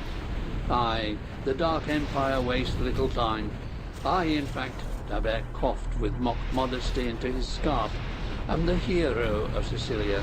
It was my leadership that subjugated the island so swiftly. But that triumph was no special one, for the Dark Empire has many capable captains like myself. We have made excellent gains in Europe these past few months, and in the East too." "But the Camargue still stands," Hawkmoon said. "That must irritate the King Emperor." "Oh, the Camargue cannot last long besieged," said Daverk airily. "We are concentrating our particular attention on that little province. Why, it may have fallen already." "Not while Count Brass lives," Hawkmoon smiled. "Just so," Daverk said. "I heard he was badly wounded and his lieutenant von Villach slain in a recent battle." Hawkmoon could not tell whether Daverk was lying. He let no emotion show on his face, but the news had shocked him. Was the Camargue ready to fall? And if so, what would become of Iselda? "Plainly that news disturbs you," Daverk murmured. "But fear not, Duke, for when the Camargue falls, it will be in my safe keeping if all goes well. I plan to claim the province as my reward for capturing you. And these, my boon companions," he continued, indicating his brutish servants, "I will elevate to rule the Camargue when I cannot. They share all aspects of my life, my secrets, my pleasures. It is only fair that they should share my triumph. Ricardo I will make steward of my estates, and I think I shall make Peter here a count." From within the giant's mask came an animal grunt. Daverk smiled. "Peter has few brains, but his strength and his loyalty are without question. Perhaps I'll replace Count Brass with him." Hawkmoon stirred angrily in his chains. "You're a wily beast, Daverk, but I will not let you goad me to an outburst, if that's what you desire. I'll bide my time. Perhaps I'll escape you yet, and if I do, you may live in terror for the day when our roles are reversed, and you are in my power. I fear you are too optimistic, Duke. Rest here, enjoy the peace, for you'll know none when you get to Gran-Bretagne." With a mocking bow, Daverk left, his men following. The torchlight faded, and Hawkmoon and Oladan were left in darkness.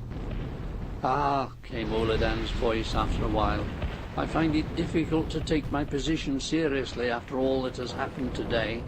I'm still not even sure whether this be dream, death, or reality." "What did happen to you, Oladan?" Hawkmoon asked. "How could you survive the Great Leap? I had imagined you dashed to death beneath the tower." "By rights I should have been," Oladan agreed, "if I had not been arrested by ghosts in mid-fall." "Ghosts? You jest." "Nay, these things, like ghosts, appeared from windows in the tower and bore me gently to earth. They were the size and shape of men, but barely tangible. You fell and knocked your head and dreamed this stuff. You could be right." Suddenly, Oladan paused. "But if so, I am dreaming still. Look to your left." Hawkmoon turned his head, gasping in astonishment at what he saw. There, quite plainly, he could see the figure of a man, yet, as if through a pool of milk, he could see beyond the man and make out the wall behind him. A ghost of a classic sort, Hawkmoon said. Strange to share a dream. Faint, musical laughter came from the figure standing over them. You do not dream, strangers. We are men like you. The mass of our bodies is merely altered a little, and that is all. We do not exist in quite the same dimensions as you, but we are real enough. We are the men of Soriandum. So you have not deserted your city, Oledan said. But how did you attain this peculiar state of existence? The Wraithmen laughed again. By control of the mind, scientific experiment, by a certain mastery of time and space. I regret that it would be impossible to describe how we came to this condition, for we reached it, among other ways, by the creation of an entirely new vocabulary, and the language I would use would mean nothing to you. However, be assured of one thing. We are still able to judge human characters well enough and recognize you as potential friends and those others as actual enemies. Enemies of yours? How so? Hawkmoon asked. I will explain later. The wraith-like man glided forward until he was leaning over Hawkmoon. The young Duke of Coelen felt a strange pressure on his body, and then he was lifted up. The man might have looked intangible, but he seemed far stronger than an ordinary mortal.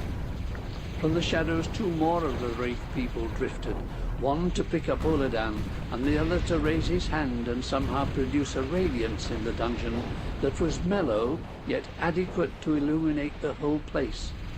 Hawkmoon saw that the Wraith men were tall and slender, with thin, handsome faces and blind-seeming eyes.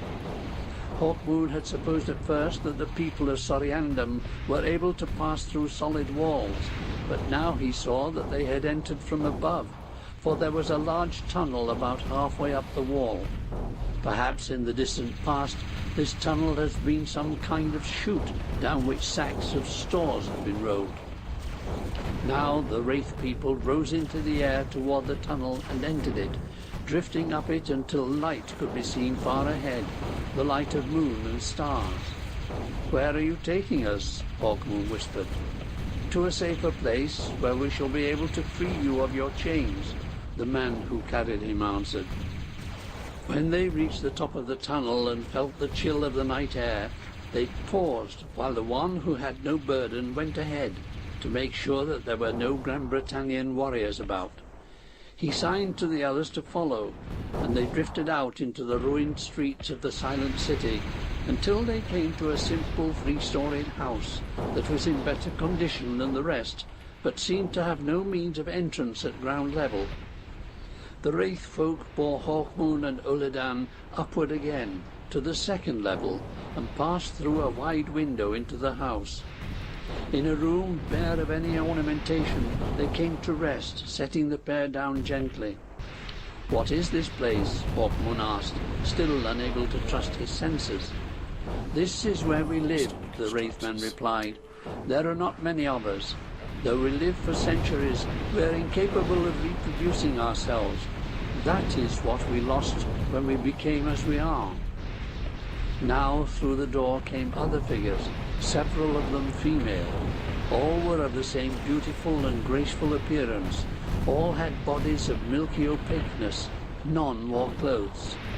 The faces and bodies were ageless, scarcely human, but they radiated such a sense of tranquility that Hawkmoon immediately felt relaxed and secure.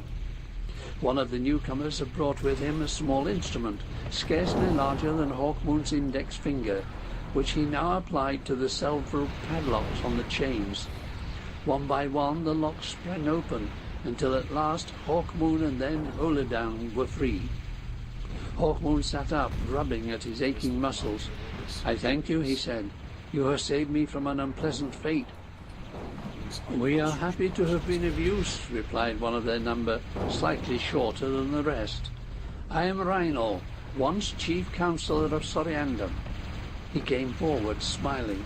and we wonder if it would interest you that you could be of help to us also. I would be glad to perform any service in repayment of what you have done for me, Hawkmoon said earnestly. What is it?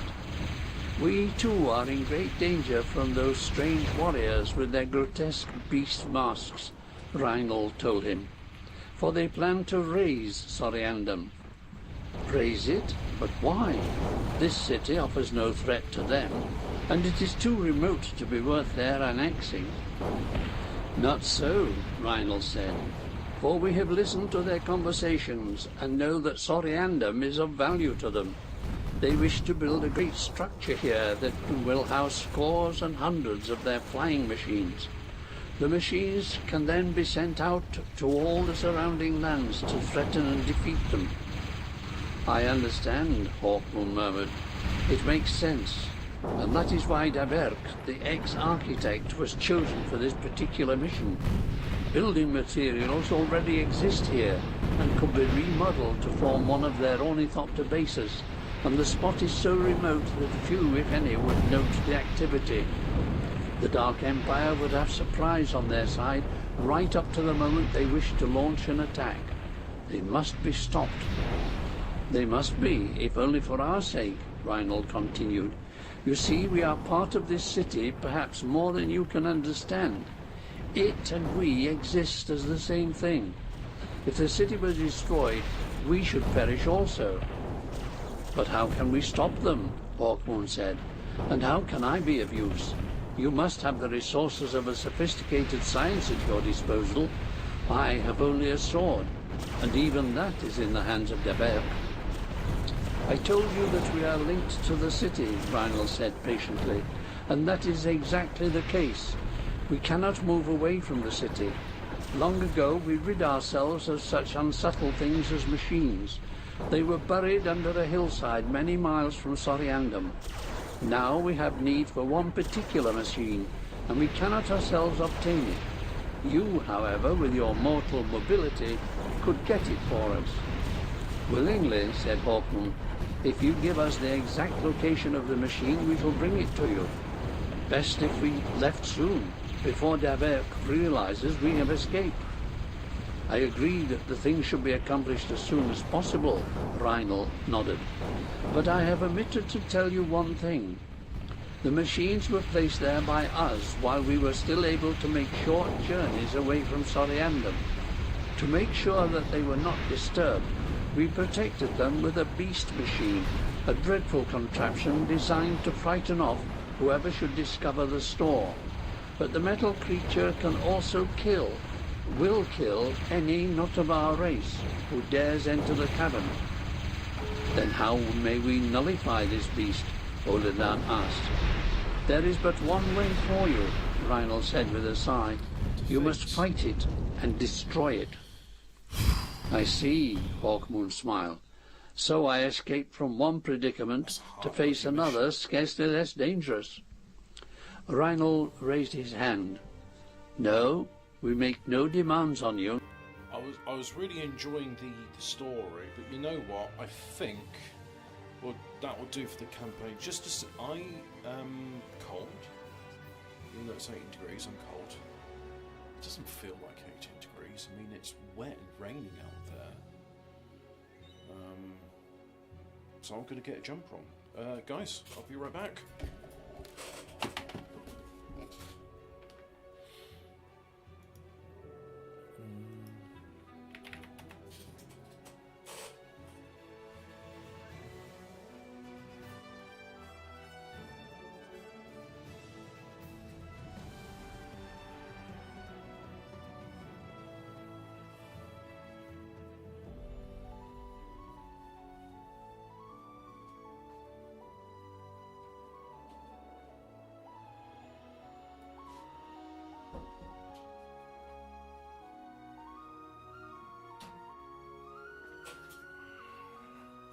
I'm disappointed in that. That's a tricky mission. I mean,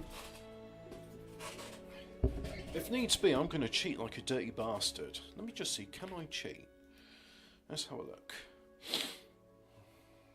I'm sure there's console commands available, but let me just go... Hey, there is. There is. Unlimited health. Well, that should make things easier, shouldn't it? If I go play. And instant building? Well, I'll just do the, start. So, let's try that again. And...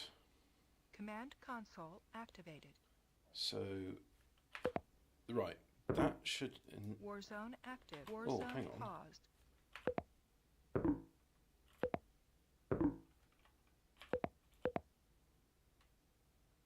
It won't let me do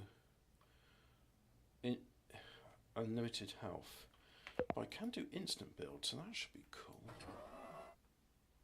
Right, so let's just go ahead and say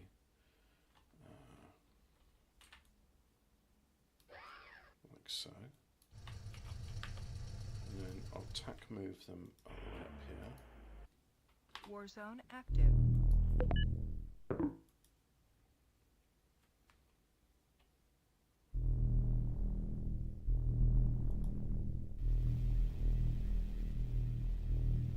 Instant build doesn't work, but hey, I've got unlimited metal, unlimited energy, so that should make this bit significantly easier.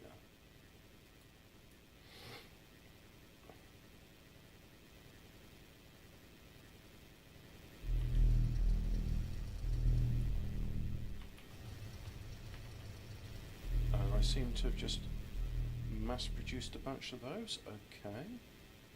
So if I go ahead and say, I don't know, do that for example, let's see if it does it.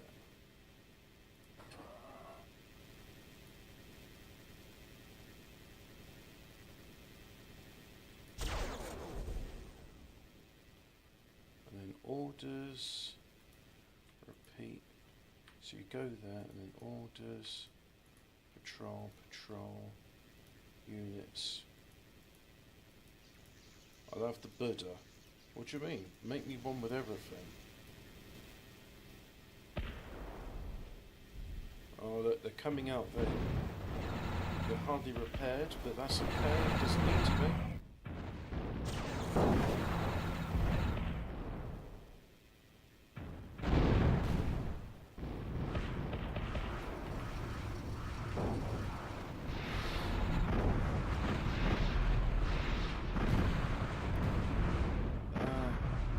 Very nice tutorial guide. Right, back to the audio book.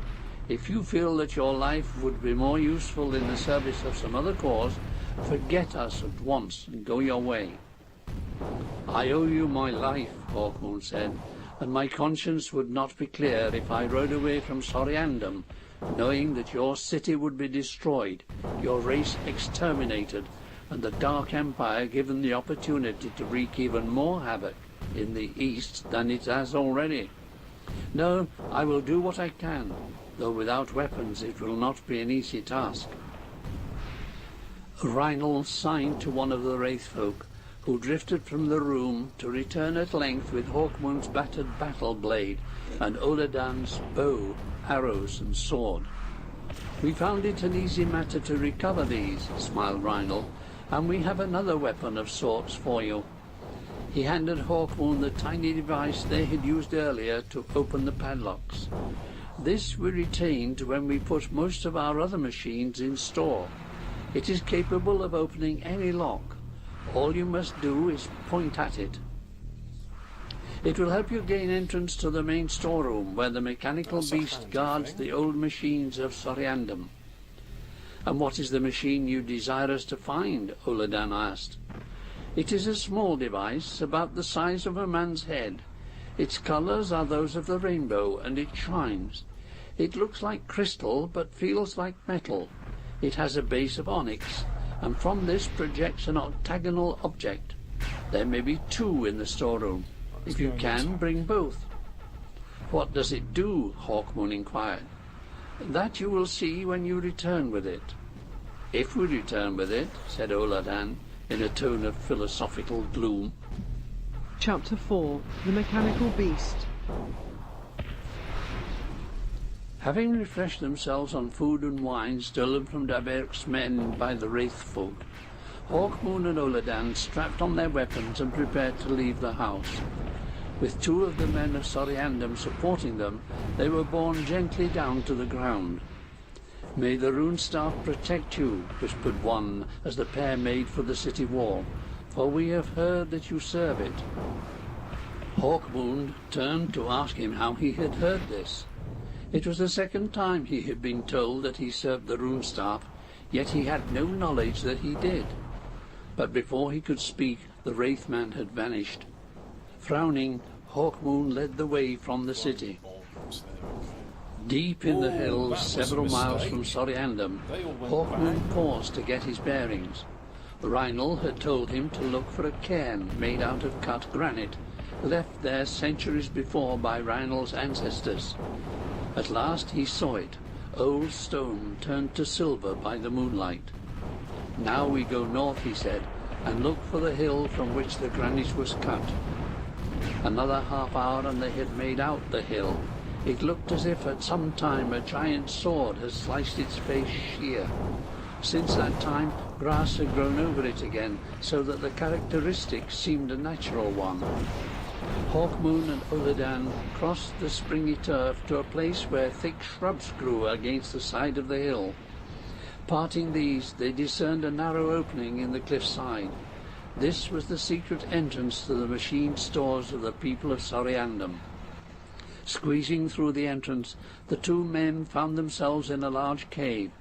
Oladan lit the brand they had brought for the purpose, and the flickering light revealed a great square cavern that had evidently been hewn artificially.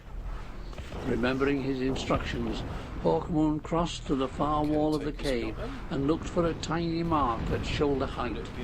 At last he saw it, a sign written in unfamiliar characters, and beneath it a tiny hole.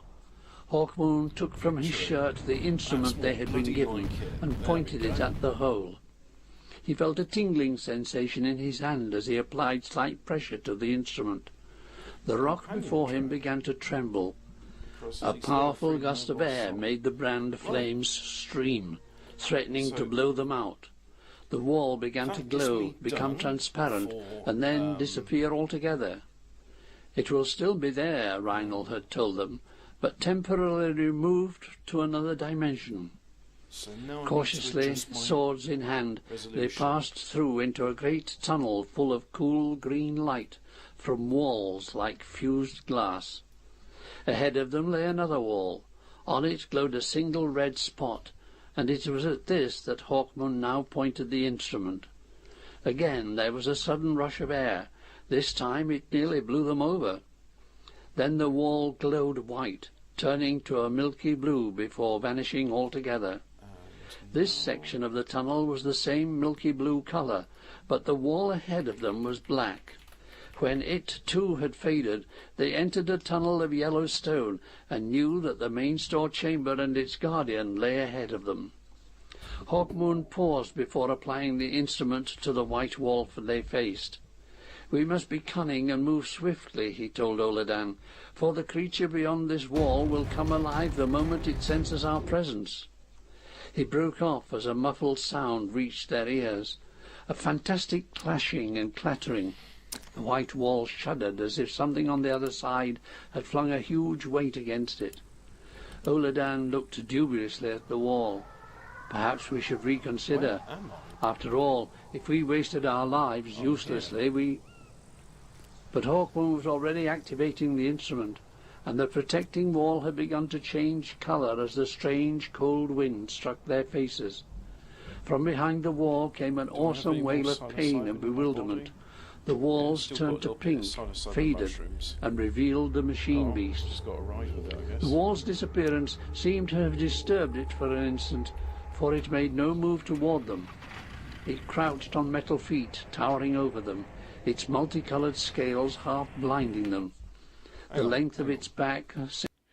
This, I think, is interesting, right? So, I've started the game, and in order to make it load quicker, I've used the cheat. I've not activated any cheats.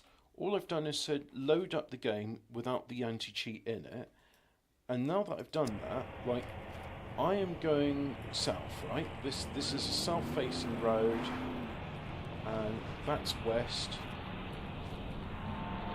That's north. Yeah, still hallucinating. So this road is south. So the compass is working again. All you need to do is just start the game without the anti-cheat. Well, this is sad, so if ever I decide to play the multiplayer game, I'm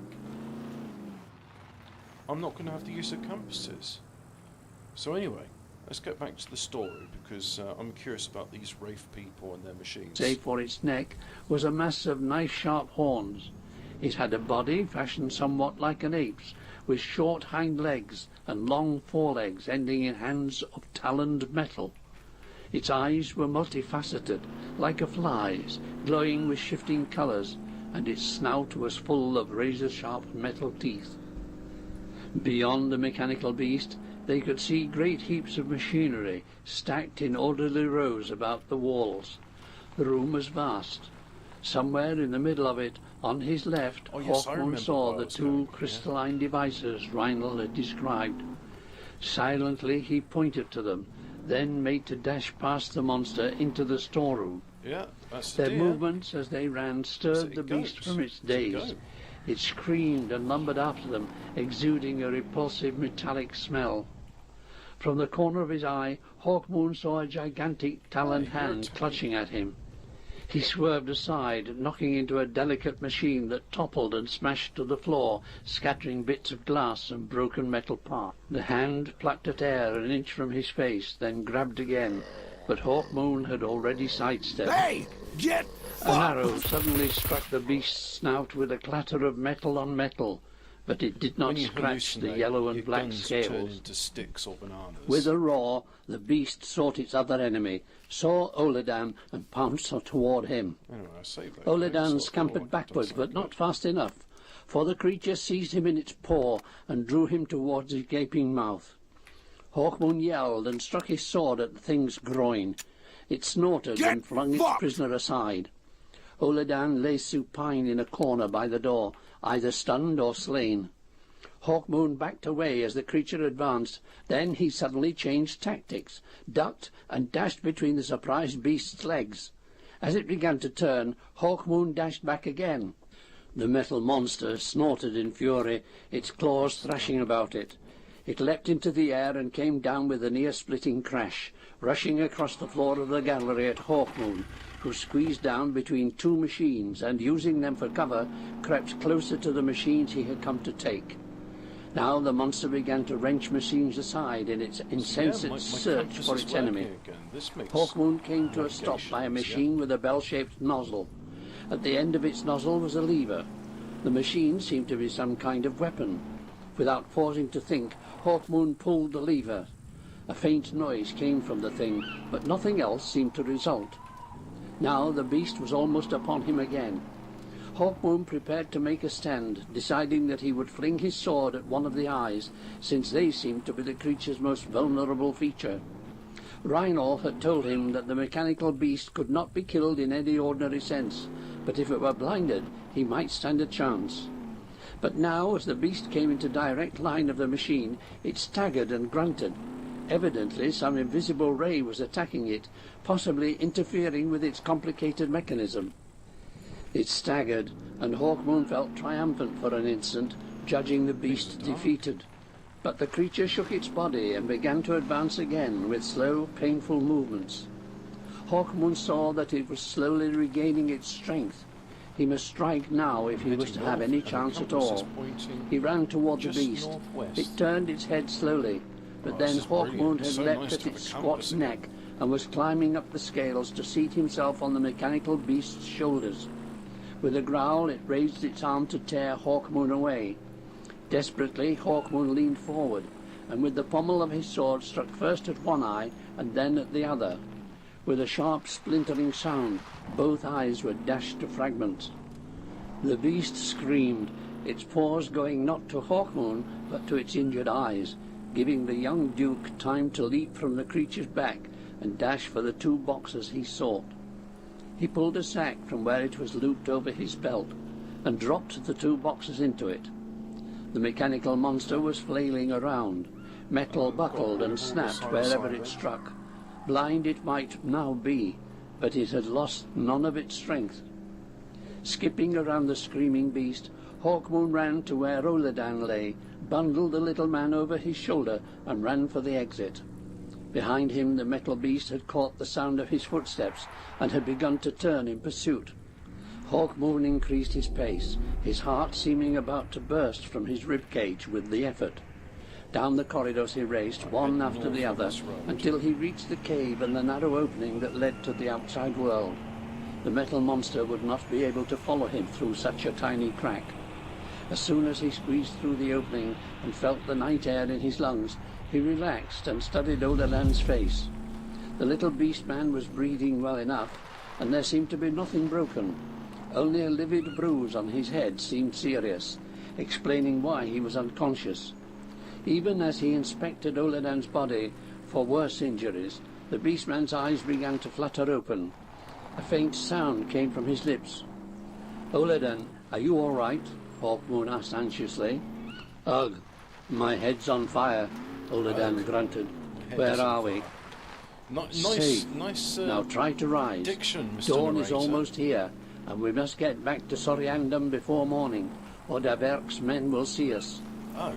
Painfully, Oladan pulled himself to his feet.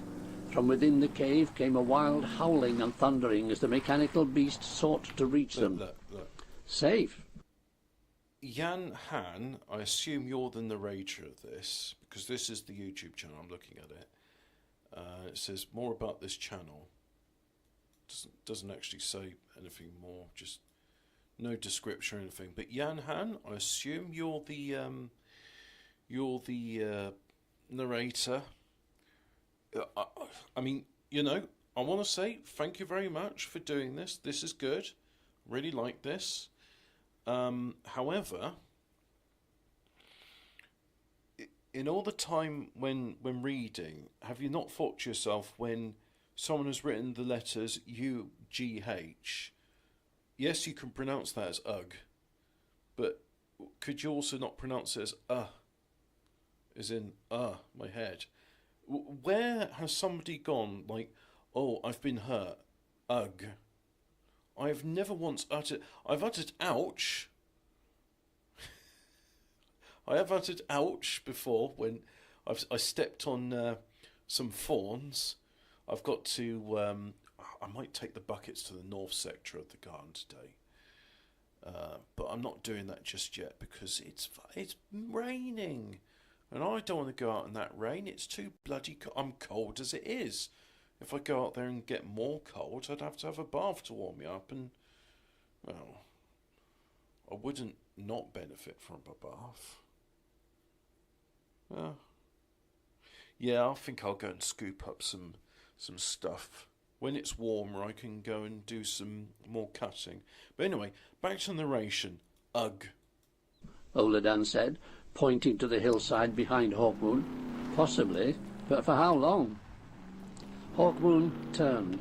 A great fissure had appeared in the cliff face as the mechanical beast strove to free itself and follow its enemies. Exactly. All the more need for speed, said Hawkmoon, picking up his bundle and beginning to run back in the direction of Soriandum. They had not gone half a mile before they heard an enormous crash behind them. Looking back, they saw the face of the hill split open and the metal beast emerge, its howling echoing through the hills, threatening to reach all the way to Soriandum. The beast is blind, Hawkmoon explained, so it may not follow us at once. Perhaps if we can reach the city, we will be saved from it. It's the boundary wall. They increased their pace and were soon on the outskirts of Soriandum. Not much later, as dawn came, they were creeping through the streets, seeking the house of the Wraith folk. Chapter 5. The Machine. Reinald and 2 others met them by the house and hastily bore them up to the entrance window. As the sun rose and light fell through the windows, making the Wraith folk look even less tangible than before, Reinald eagerly took the boxes from Hawkmoon's sack. They are as I remember, he murmured, his strange body drifting into the light so that he might look at the objects better. His ghostly hand stroked the octagon set in its onyx base. Okay. Now we need have no fear of the masked strangers. We can escape from them whenever we please. But I thought there was no way for you to leave the city, Oladan said. Exactly. That is true, but with these machines we can take the whole city with us if we are lucky. And I think Hawkmoon was about to question Rhino further when he heard a commotion in the street outside and sidled to the window to peer cautiously down.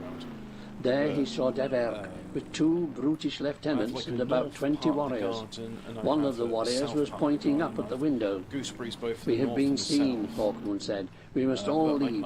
We cannot fight so many. Rhino frowned. We cannot leave either. But if we use our machine, it would put you at Deverk's mercy. I am in a dilemma. Use the machine then, Hawkmoon said, and let us worry about Deverk. We cannot let you die for our sakes, not after all you have done. Use the machine.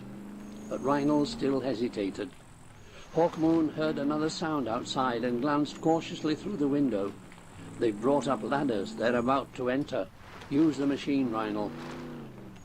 Another of the Wraithfolk, a woman, said softly, Use the machine, Rhino. If what we heard was true, then it is unlikely that our friend will come to much harm at Deverk's hands. Not at this moment, anyway. What do you mean? Hawkmoon asked. How do you know this? We have a friend, not of our people, the woman told him, who sometimes visits us, bringing us news of the outside world. He too serves the rune staff. I think I do. Is he a warrior in armour of jet and gold? Hawkmoon interrupted. Aye, he told us you... Duke Dorian, Oladan cried. The first of the boar warriors had reached the window. Hawkmoon whipped his sword from the scabbard, leapt forward, and drove the blade into the throat of the warrior just below his gorget. The man went backward and down with a gurgling scream. Hawkmoon seized the ladder, trying to twist it aside.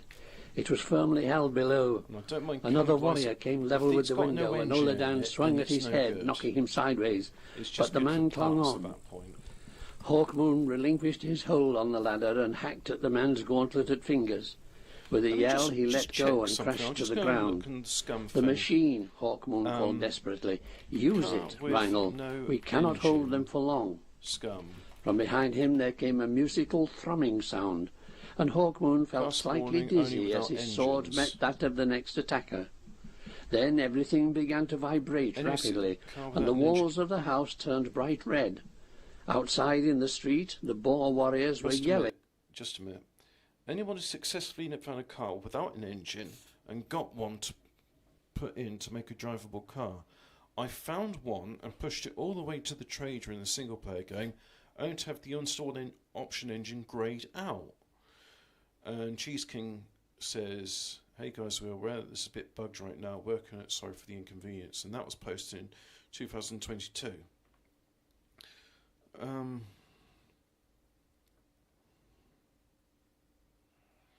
I found out to get an engine in the car that doesn't have one already. My friend took his car there and ended up putting it on the lift, over there to be no option to put an engine in it at the trader. Of course, now it was stuck on the lift and no engine, so his only option was to sell the car. He found another one did have an engine, but now I'm left with a car I found doesn't have one. Figure out to get an engine into it. I have no idea. I've changed all the economy and trade assessing thing in my private server, and still the option's greyed out. Try it with $1 million and 1,000 fame with a gold card and gold in my account and an offline game that's still greyed out. My only assumption is it's not implemented in the game yet, even though the 0.8 update seems it to be there. I think you have to have advanced engineering for it to be doable. And then there's a reply. Hey guys, we're aware that this big bug right now. So it's a bit bugged right now, and that's the way it's been. Pushing a car to the trader and no engine. See if there's anything there. So you need to have the hood of the car open and put a car can. This is from a year ago. Shop netted by the engine. The option is grey, and either way it doesn't give a monetary amount like room adding. Here's the limit. You have several options. Sell the car to lower the limit, immediately buy a new one. Find another car on the map and destroy it. Upon server restart, should despawn. Give it a slot. Push another car to the trader and sell it. Wait for someone to sell their push car at the trader.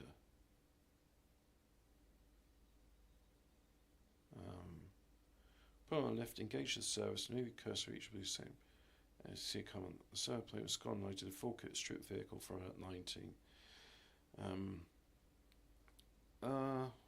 Right. So there's nothing to do. If you got it, it's just like, well done. You can sell it or you can destroy it so another one spawns. Not in surprise, but in outright fear. Hawkmoon could not understand why the sight terrified them so much. An African. He could see now that the whole city had turned the same vibrating scarlet and seemed to be shaking itself. The soil I've got is only a few inches deep. After that, it's rubble. And black currants, they will grow here, but they are they don't flower. They only produce leaves. To pieces in harmony with the thrumming of the machine. Then abruptly, sound and city vanished, and Hawkmoon was falling gently earthward. He heard the voice of Reinald, faint and disappearing, say, "We have left you the twin of this machine.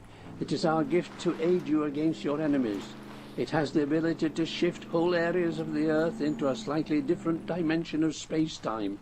Our enemies will not have Soriandum now." Then Hawkmoon landed on rocky ground, Oladan close by, and saw that there was not a trace of the city. Instead, there was pitted ground that looked as if it had recently been ploughed. Some distance away were the troops of Gran Bretagne, Daverk among them, and Hawkmoon could see now why they had screamed in terror. The machine beast had come at last to the city, and was attacking the Boer warriors. Everywhere were the battered and bleeding corpses of Gran Bretannians. Urged on by Daverk, who had his own sword drawn and was joining them in the battle, the Gran Bretannians were trying to destroy the monster. Its metal spines shook in fury, its metal teeth clashed in its head, and its metal talons ripped and rent armour and flesh. Ah, here we are. "The beast will take care of them," Hawkmoon said. "Look, So our horses." I was looking About at the 300 map, yards and I found away this stood place the quite two interesting. bewildered It's the only steeds. place in the game that Hawkmoon contains and something called a Oladan ran military for them and were warehouse. soon mounted, So I want to riding investigate away from the what site one of might find in a Soriandam military and the warehouse. carnage that the mechanical beast was making of Daverk's Boers. Now, with the strange gift of the Wraithfolk wrapped carefully and placed in Hawkmoon's saddlebag, the two adventurers continued their journey to the coast. The coarse turf was easier on the horses' hooves, and they made rapid progress over the hills until they came at last to the wide valley where the Euphrates flowed. By the banks of the broad river they made their camp and debated how best to cross, for the water was fast flowing at this stretch, and according to Hawkmoon's map they would have to journey several miles south before they came to a likely fording place. Hawkmoon stared across the water as the setting sun stained it the colour of poppies. A long, almost silent sigh escaped him, and Oladan looked up curiously from where he was laying the fire. "What troubles you, Duke Dorian? One would have thought you in good spirits after our escape." "It is the future that troubles me, Oladan. If Daverk were right and Count Brass lies wounded, with von Villach dead and the Camargue under powerful siege, then I fear we shall return to find nothing but the ashes and mud Baron Miliadus once promised he would make of the Camargue." "Let us wait until we get there," Oladan said with attempted cheerfulness, "for it is likely that Daverk only sought to make you gloomy. Almost certainly your Camargue still stands. From all you have told me of the great defences and the mighty valour of the province, I do not doubt that they still hold against the Dark Empire. You will see." "But will I?" Hawkmoon's gaze dropped to the darkening ground. Yep. "Will I, Oladan?" Take off the Daverk was almost certainly right when he spoke of Gran Bretagne's other conquests. If Sicilia is theirs, then so must be parts of Italia Galaxy and brain. España. Don't you see what that means? Outside of the Bulgar Mountains, my geography is weak, Oladan said embarrassedly. It means that all routes to the Camargue by both land and sea are blocked by the Dark Empire's hordes. Even if we reach the sea and find a ship, what chance will we have of passing unharmed through the Sicilian Channel? The waters there must be thick with Dark Empire ships. But do we have to travel that way? What about the route you used to reach the east? Hawkmoon frowned. Much of that territory I flew across, and it would take twice the time to go back that way. Also, Gran Bretagne has already made extra gains there. But the territories under their control could be circumnavigated, Oladan said. At least on land we should stand some chance, while on sea, from what you say, no chance at all. Aye, said Hawkmoon thoughtfully, but it would mean crossing Turkey, a journey of several weeks.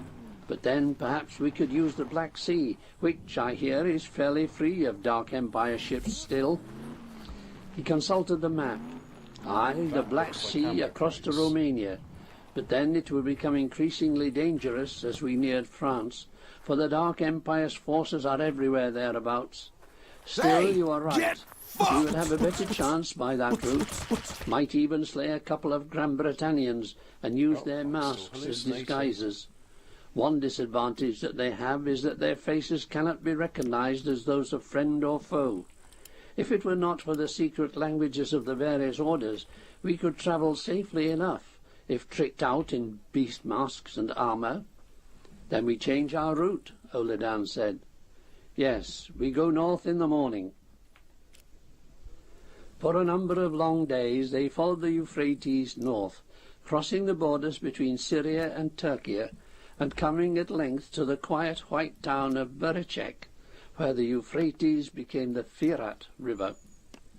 In Berechek, a wary innkeeper, suspecting them as servants of the Dark Empire, told them at first that there were no rooms, but then Hawkmoon pointed to the black jewel in his forehead and said, "My name is Dorian, last Duke of Curland, sworn enemy of Gran Bretagne."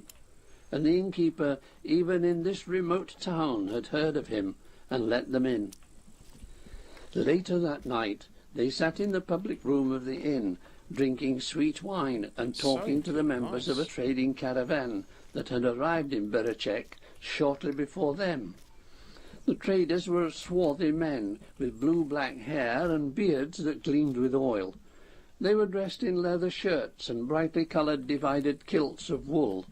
Over these clothes they wore woven cloaks, also of wool, in geometric designs of purple, red and yellow. These cloaks, they told the travellers, showed that they were the men of Yenahan, merchant of Ankara. At their waists were curved sabres with richly decorated hilts and engraved blades, worn unscabbarded. These traders were as used to fighting as they were to bartering. Their leader, Salim, hawk-nosed and with piercing blue eyes, leaned forward over the table to speak slowly to the Duke of Curland and Oladan. "You have heard that emissaries of the Dark Empire pay court to the Caliph of Istanbul, and bribe that thriftless monarch to let them station a large force of bull-masked warriors within the city walls." Hawkmoon shook his head. "I have little news of the world, but I believe you. It is the way of Gran Bretagne to take with gold rather than take with force. Only if gold is no longer of use will they produce their weapons and armies." Salim nodded. "As I thought, you would not then think Turkey is safe from the western wolves. Not any part of the world, even Amalek, is safe from their ambition. They dream of conquering lands that might not even exist, save in fables. They plan to take Asia Communista, though they must find it first. Arabia and the East are mere camping grounds for their armies." "But could they have such power?" Salim asked, astonished. "They have the power," Hawkmoon said with confidence. "They have a madness, too, which makes them savage, cunning, and inventive. I have seen Londres, capital of Gran Bretagne, and its vast architecture is that of brilliant nightmares made solid. I have seen the King Emperor himself in his throne globe of milky fluid, a wizened immortal with the golden voice of a youth.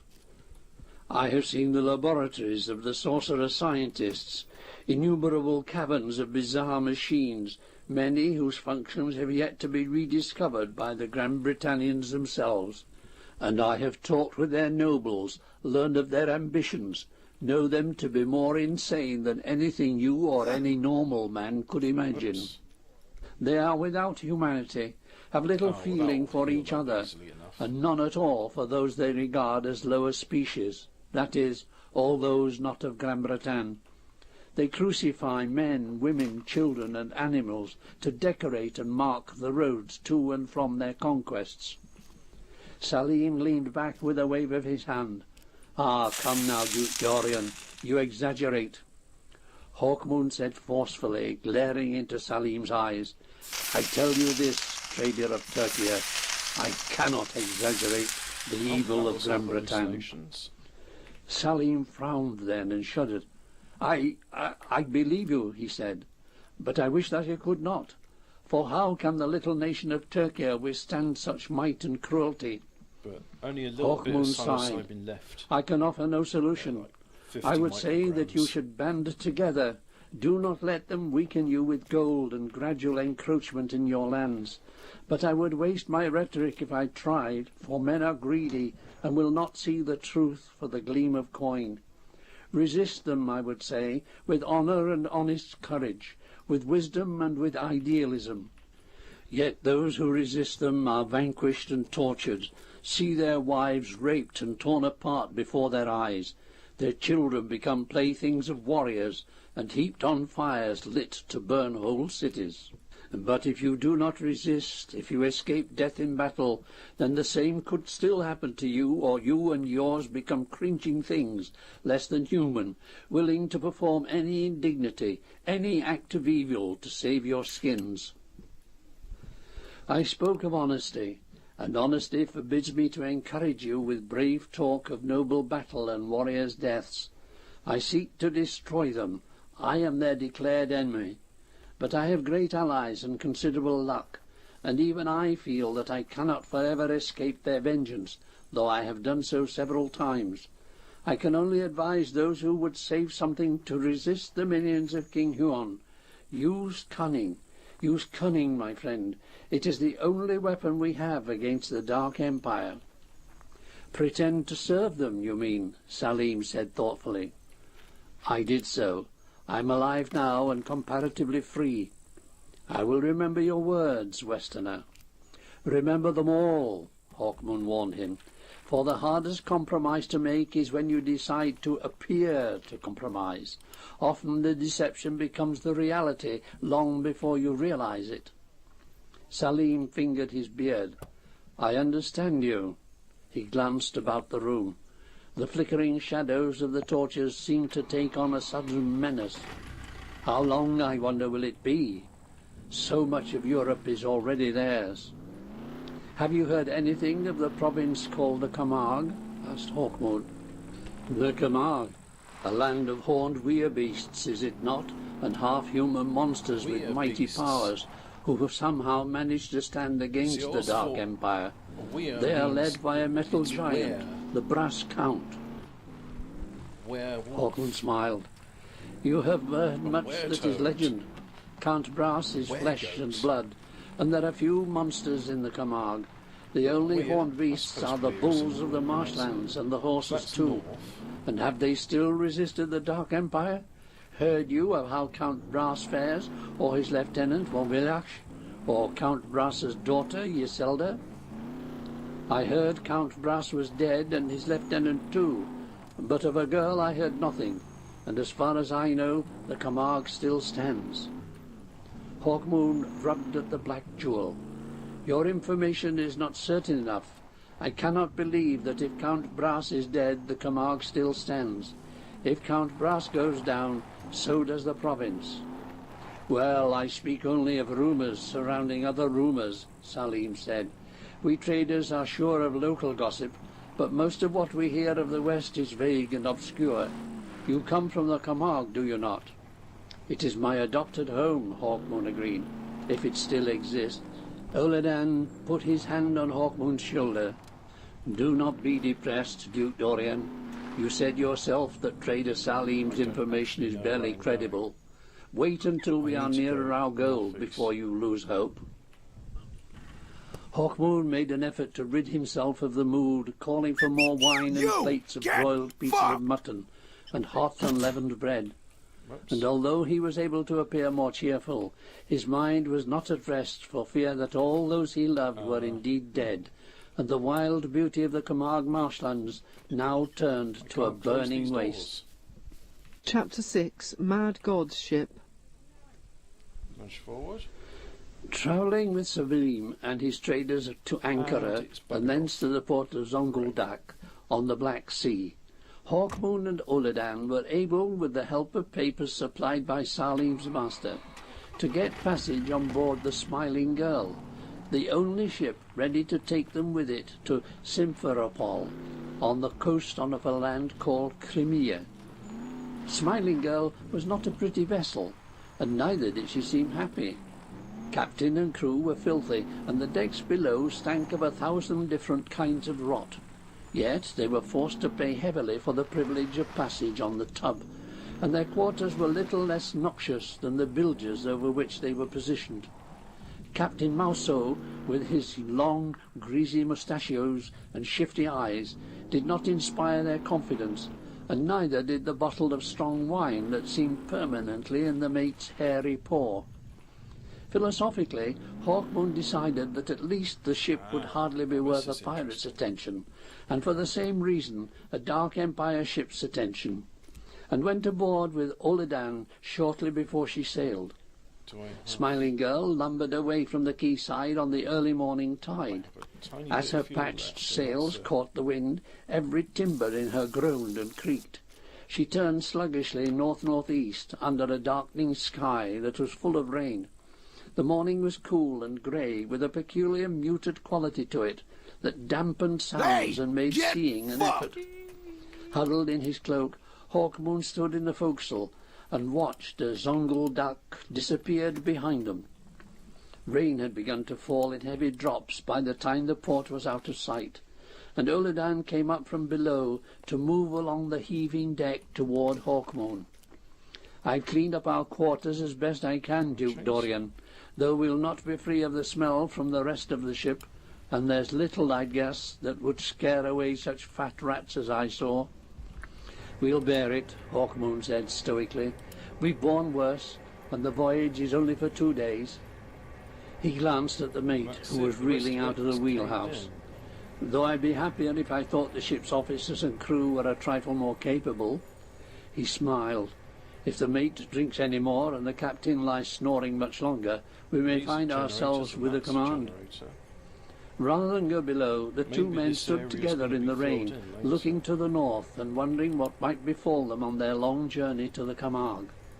The miserable ship sailed on through the miserable day, tossed on the rough sea, blown by a treacherous wind that ever threatened to become a storm, but always stopped just short. The captain stumbled onto the bridge from time to time to shout at his men, to curse them and beat them into the rigging to reef that sail or loose another. To Hawkmoon and Oladan, Captain Mouseau's orders seemed entirely arbitrary. Toward evening, Hawkmoon went to join the captain on the bridge. Mouseau looked up at him with a shifty expression. "Good evening, sir," he said, sniffing and wiping his long nose with his sleeve. "I hope the voyage is to your satisfaction." "Reasonably, thank you. What time have we made? Good or bad?" "Good enough, sir," replied the skipper, turning so that he did not have to look at Hawkmoon directly. "Good enough. Shall I have the galley prepare you some supper?" Hawkmoon nodded. "Aye." The mate appeared from below the bridge, singing softly to himself and evidently blind drunk. Now a sudden squall hit the ship side on, and the ship wallowed over alarmingly. Hawkmoon clung to the rail, feeling that at any moment it would crumble away in his hand. Captain Mouseau seemed oblivious of any danger, and the mate was flat on his face, bottle falling from his hand as his body slid nearer and nearer to the side. "Better help him," Hawkmoon said. Captain Mouseau laughed. He's all right. He's got a drunkard's luck." But now the mate's body was against the starboard rail, his head and one shoulder already through. Hawkmoon leapt down the companionway to grab the man and haul him back to safety as the ship heaved again, this time in the other direction, and salt waves washed the deck. Hawkmoon looked down at the man he had rescued. The mate lay on his back, eyes closed, lips moving in the words of the song he'd been singing. Hawkmoon laughed, shaking his head, calling up to the skipper, "You're right, he has a drunkard's luck." Then, as he turned his head to port, he thought he saw something in the water. The light was fading fast, but he was sure he had seen a vessel not too far away. "Captain, do you see anything yonder?" he yelled, going to the rail and peering into the mass of heaving water. I could fly that aircraft. "Looks like a raft of some kind," But Mouseau called back. If it crashes... Hawkmoon was soon able to see the thing more closely, as a wave swept it nearer. It was a raft, with 3 men clinging to it. "Shipwrecked by the look of 'em," Mouseau called casually. "Poor bastards." He shrugged his shoulders. "Ah, well, not our affair." "Captain, we must save them," Hawkmoon said. "We'll never do it in this light. Besides, we're wasting time. I'm carrying no cargo save yourself on this trip, and have to be in Simferopol on time to pick up my cargo before someone else does." "We must save them," Hawkmoon said firmly. "Oladan, a rope." The Bulgar beastman found a coil of rope in the wheelhouse, and came hurrying down with it. The raft was still in sight, its burden flat on their faces, clinging to it for dear life. Sometimes it vanished in a great trough of water, reappearing after several seconds a fair distance from the boat. The gap between them was widening at every moment, and Hawkmoon knew that there was very little time before the raft would be too far away for them to reach it. Lashing one end of the rope to the rail and looping the other about his waist, he stripped off cloak and sword and dived into the foaming ocean. At once Hawkmoon realized the danger he was in. The great waves were almost impossible to swim against, and there was every chance of his being dashed against the side of the ship, stunned and drowned. But he struggled on through the water, fighting to keep it out of his mouth and eyes as he searched about for the raft. There it was, and now its occupants had seen the ship and were standing up, waving and shouting. They had not seen Hawkmoon swimming toward them. As he swam, Hawkmoon caught glimpses of the men from time to time, but he could not distinguish them clearly. 2 now seemed to be struggling, while the third seemed to be sitting upright, watching them. "Hold on," Hawkmoon called above the crash of the sea and the moan of the wind. Exerting all his strength, he swam even harder, and was soon nearly upon the raft as it was tossed on a wild chaos of black and white water. Then Hawkmoon caught the edge of the raft and saw that indeed 2 of the men were fighting in earnest. He saw too that they wore the snouted masks of the Order of the Boar. The men were warriors of Gran Bretagne. For an instant Hawkmoon debated leaving them to their fate. But if he did that, he reasoned, he would be no better than they. He must do his best to save them, then decide what to do with them. He called up to the fighting pair, but they did not seem to hear him. They grunted and cursed in their struggle, and Hawkmoon wondered if they had not been demented by their ordeal. Hawkmoon tried to heave himself onto the raft, but the water and the rope around his body dragged him down. He saw the seated figure look up and sign to him almost casually. "Help me," Hawkmoon gasped, "or I'll not be able to help you." The figure rose and swayed across the raft until his way was blocked by the fighting men. With a shrug he seized their necks, paused for an instant until the raft dipped in the water, then pushed them into the sea. "Hawkmoon, my dear friend," came a voice from within the foremast. "How happy I am to see you. There, I've helped you. I've lightened our load." Hawkmoon made a grab at one of the drowning men, who struggled with his companion. In the heavy masks and armour they were bound to be dragged down in seconds, but he could not reach them. He watched in fascination as, with seeming gradualness, the mast sank below the waves. He glared up at the survivor, who was leaning down to offer him a hand. "You have murdered your friends, Davert. I've a good mind to let you go down with them." "Friends? My dear Hawkmoon, they were no such thing. Servants, aye, but not friends." Davert braced himself as another wave tossed the raft, nearly forcing Hawkmoon to lose his grasp. They were loyal enough, but dreadfully boring, and they made fools of themselves. I cannot tolerate that. Come along, let me help you aboard my little vessel. It's not much, but... Hawkmoon allowed Davert to drag him onto the raft, then turned and waved toward the ship, just visible through the darkness. He felt the rope tighten as Oladan began to haul on it. "It was fortunate that you were passing," Davert said coolly, as slowly they were drawn toward the ship.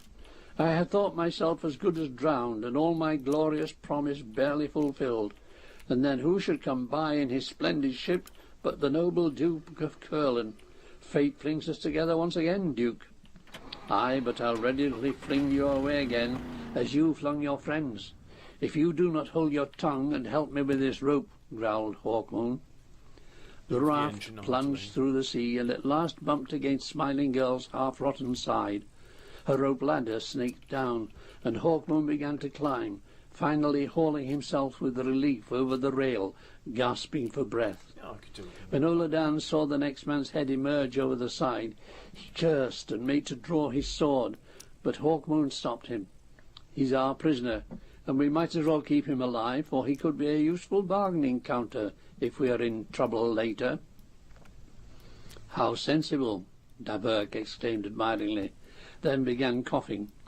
"Forgive me, my ordeal has desperately weakened me, I fear. A change of clothes, some hot grog, a good night's rest, and I'll be myself again." "You'll be lucky if we let you rot in the bilges," Hawkmoon said. "Take him below to our cabin, Oladan." Huddled in the tiny cabin that was dimly lit by a small lantern hanging from the roof, Hawkmoon and Oladan watched Davert strip himself of his mask, armour, and sodden undergarments. "How did you come to be on the raft, Davert?" Hawkmoon asked, as the Frenchman fussily dried himself. Even he was slightly nonplussed by the man's apparent coolness. He admired the quality and even wondered if he did not actually like Davert in some strange way. Perhaps it was Dabert's honesty in admitting his ambition, his unwillingness to justify his actions, even if, as recently, they involved casual murder. "A long story, my dear friend. The three of us, Ricardo, Peter, and I, left the men to deal with that blind monster you released upon us, and managed to reach the safety of the hills. A little later, the ornithopter we had sent to collect you arrived, and began to circle, evidently puzzled by the disappearance of an entire city, as we were, I must admit. You must explain that to me later. Well, we signalled to the pilot, and he came down. We had already realized the somewhat difficult position we found ourselves in." Davert paused. "Is there any food to be had?" "The skipper has ordered some supper from the galley," Oladan said. "Continue." "We were 3 men without horses in a rather barren part of the world. As well, we had failed to keep you when we had captured you, and as far as we knew, the pilot was the only living man left who knew that we had done that." "You killed the pilot?" Hawkmoon said. "Just so. It was necessary. Then we boarded his machine with the intention of reaching the nearest base." "What happened?" Hawkmoon asked. "Did you know how to control the ornithopter?" Davert smiled. "You have guessed correctly. My knowledge is limited. We managed to gain the air, but then the wretched thing would not be steered. Before we knew it, it was carrying us off to the rune staff knows where. I feared for my safety, I must admit. The monster behaved increasingly erratically, until at last it began to fall. I managed to guide it so that it landed on a soft river bank, and we were barely hurt. Ricardo and Peter had become hysterical, quarrelling among themselves, becoming unbearable in their manners and most hard to control.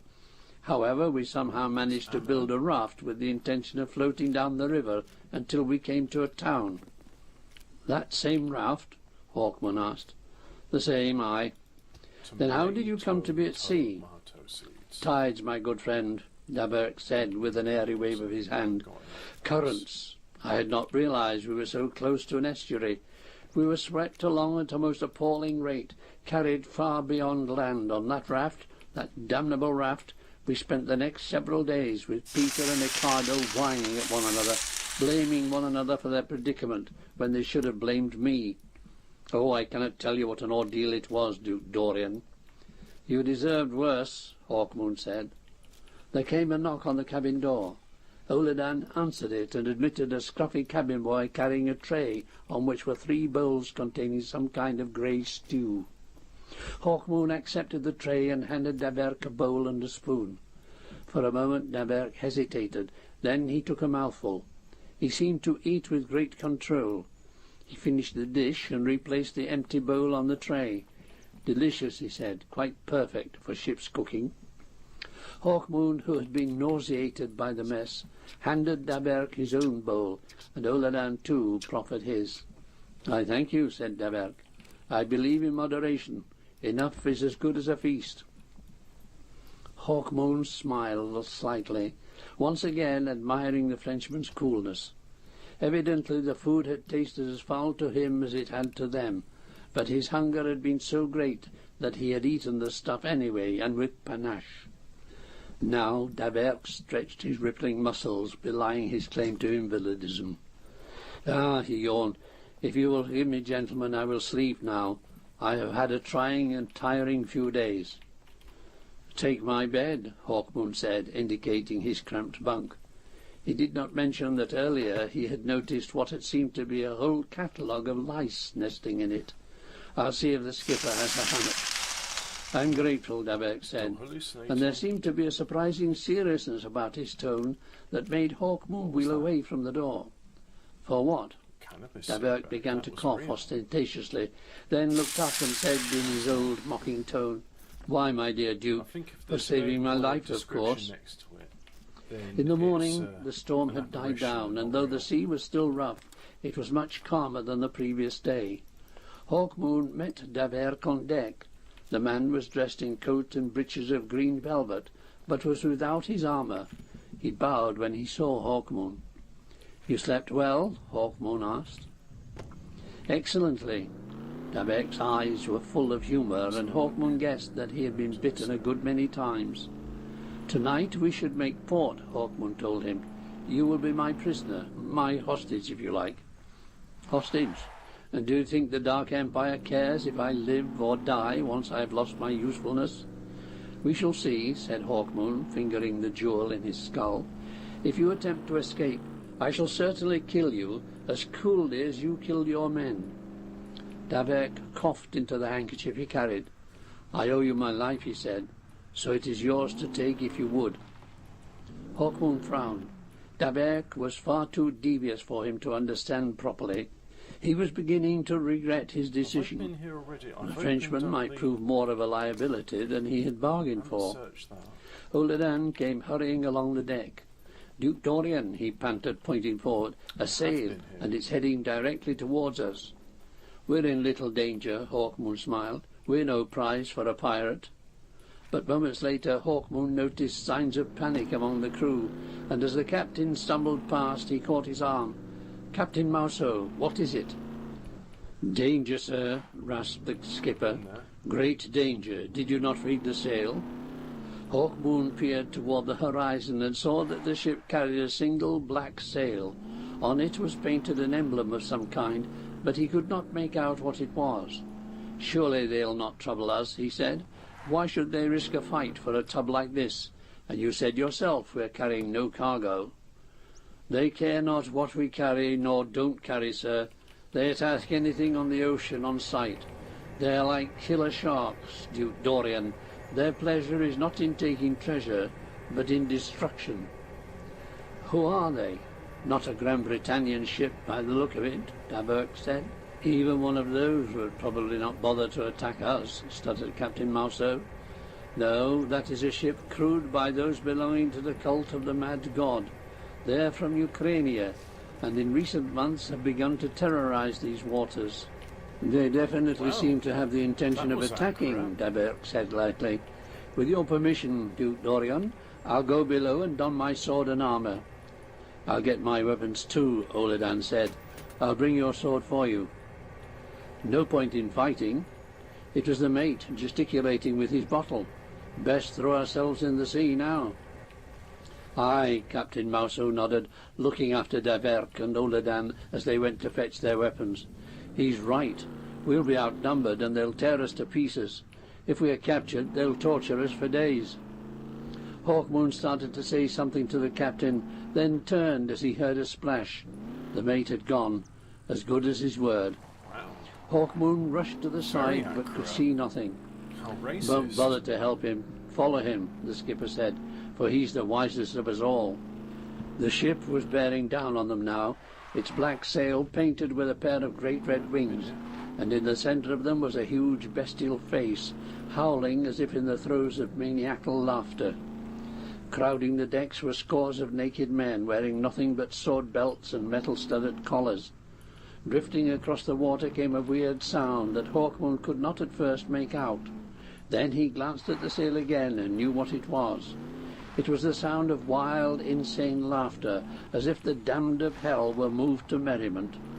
"The mad god's ship," said Captain Mouso, his eyes beginning to fill with tears. "Now we die." Chapter 7. The Ring on the Finger.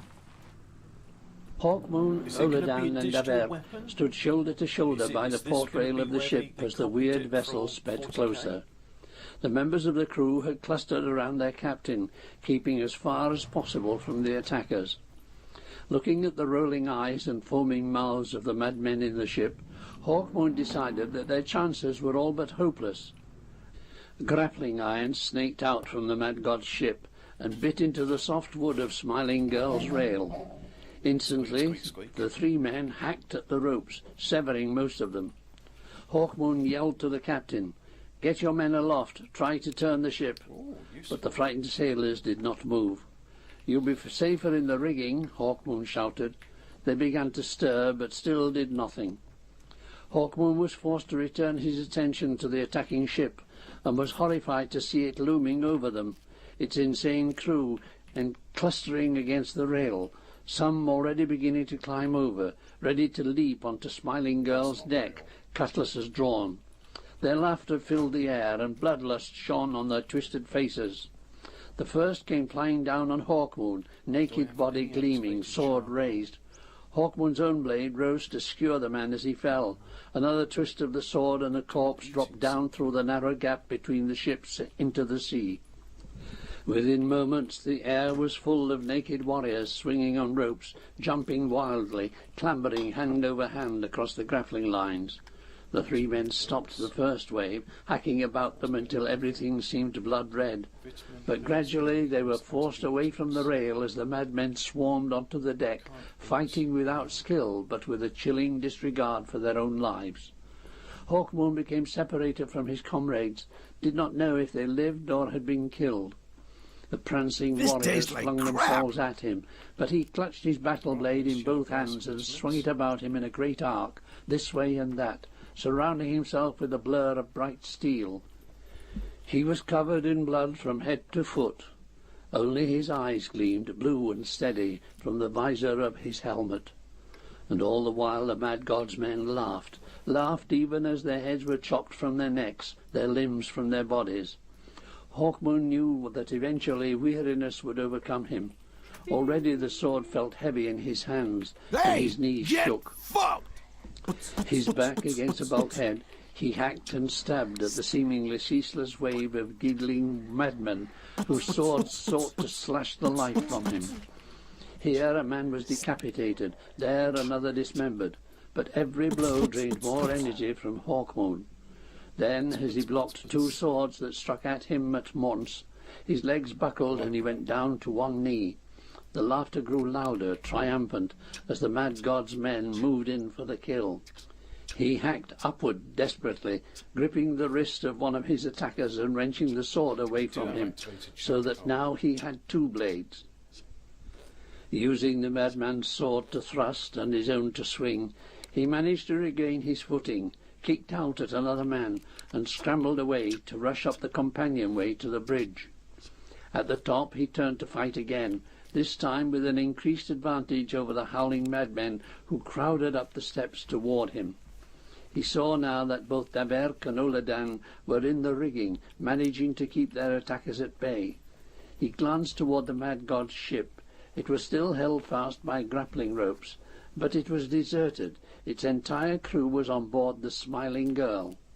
Hawkmoon at once had an idea.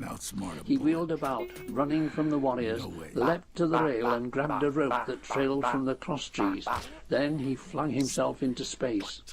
He prayed that the rope would be long enough as he hurtled through the air, then let go. Diving, it appeared, over the side of the ship. His grasping hands just managed to catch the rail of the enemy ship as he fell. He hauled himself onto the deck and began slashing at the grappling ropes, yelling, "Oladan, Daberk, quickly, follow me." From the rigging of the other ship, the two men saw him and began climbing higher to walk precariously along the mainmast yard arm, while the men of the Mad God swarmed behind them. The Mad God's ship was already beginning to slide away, the gap between it and Smiling Girl widening rapidly. Daberk jumped first, diving for the black-sailed ship's rigging and clutching a rope one-handed to swing for an instant, threatening to drop to his death. Oladan followed, cutting loose a rope and swinging across the gap to slide down the rope and land on the deck, where he fell spread-eagled on his face. Several of the insane warriors tried to follow, and a number actually managed to reach the deck of their own ship. Still laughing, they came at Hawkmoon in a bunch, doubtless judging Oladan dead. Hawkmoon was hard put to defend himself. A blade slashed his arm, another caught his face below the visor.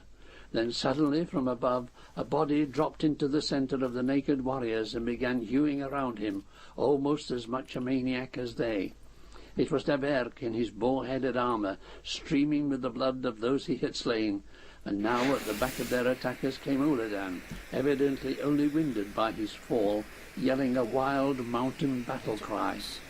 Soon every one of the madmen who had managed to reach the ship was dead. The others were leaping from the deck of Smiling Girl into the water, still laughing weirdly, trying to swim after the ship. Looking back at Smiling Girl, Hawkmoon saw that miraculously most of her crew had apparently survived. At the last minute they had climbed to the safety of the mizzenmast. Daberk raced forward and took the wheel of the Mad God's ship, cutting the lashings and steering away from the vainly swimming men. "Well," breathed Oladan, sheathing his sword and inspecting his cuts, "we seem to have escaped lightly, and with a better ship." "With luck, we'll beat Smiling Girl into port," Hawkmoon grinned. "I hope she's still bound for Crimea, for she has all our possessions on board." Skillfully, Daberk was turning the ship about toward the north. The single sail bulged as it caught the wind, and the boat left the swimming madmen behind. Even as they drowned, they continued to laugh. After they had helped Daberk relash the wheels so that the ship continued roughly on course, they began to explore the ship. It was crammed with treasure, evidently pillaged from a score of ships, but also there were all kinds of useless things, broken weapons and ship's instruments, bundles of clothing, and here and there a rotting corpse or a dismembered body, all piled together in the holds. The three men decided to get rid of the corpses first, wrapping them in cloaks or bundling up the various limbs in rags and tossing them overboard. It was disgusting work and took a long time, for some of the remains were hidden under mounds of other things.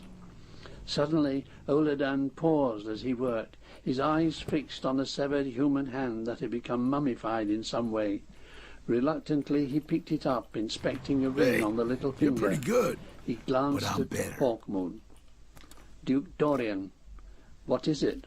Do not bother to save the ring, just get rid of the thing." "No, it is the ring itself. Look, it has a peculiar design." Impatiently Hawkmoon crossed the dimly lit hold and peered at the thing, gasping as he recognized it. No, it cannot be. The ring was Iselda's. It was the ring Count Brass had placed on her finger to mark her betrothal to Dorian Hawkmoon.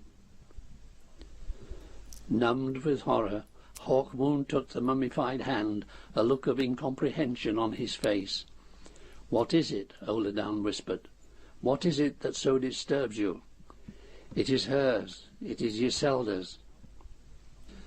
"But how could she have come to be sailing this ocean so many hundreds of miles from the Camargue? It is not possible, Duke Dorian." "The ring is hers." Hawkmoon gazed at the hand, inspecting it eagerly as realization struck him. "But the hand is not. See, the ring barely fits the little finger. Count Brass placed it on the middle finger, and even then it was a loose fit. This is the hand of some thief." He wrenched the precious ring from the finger and threw the hand down. "Someone who was in the Camargue, perhaps, and stole the ring." He shook his head. "It's unlikely, but what is the explanation?" "Perhaps she journeyed this way, seeking you, maybe," Oladan suggested. "She'd be foolish if she did, but it is just possible. However, if that's the case, where is Iselda now?"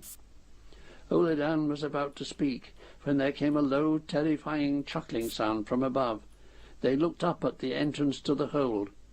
A mad, grinning face looked down at them. Somehow one of the insane warriors had managed to catch the ship. Now he prepared to leap down on them. Hawkmoon just managed to draw his sword as the madman attacked, sword slashing.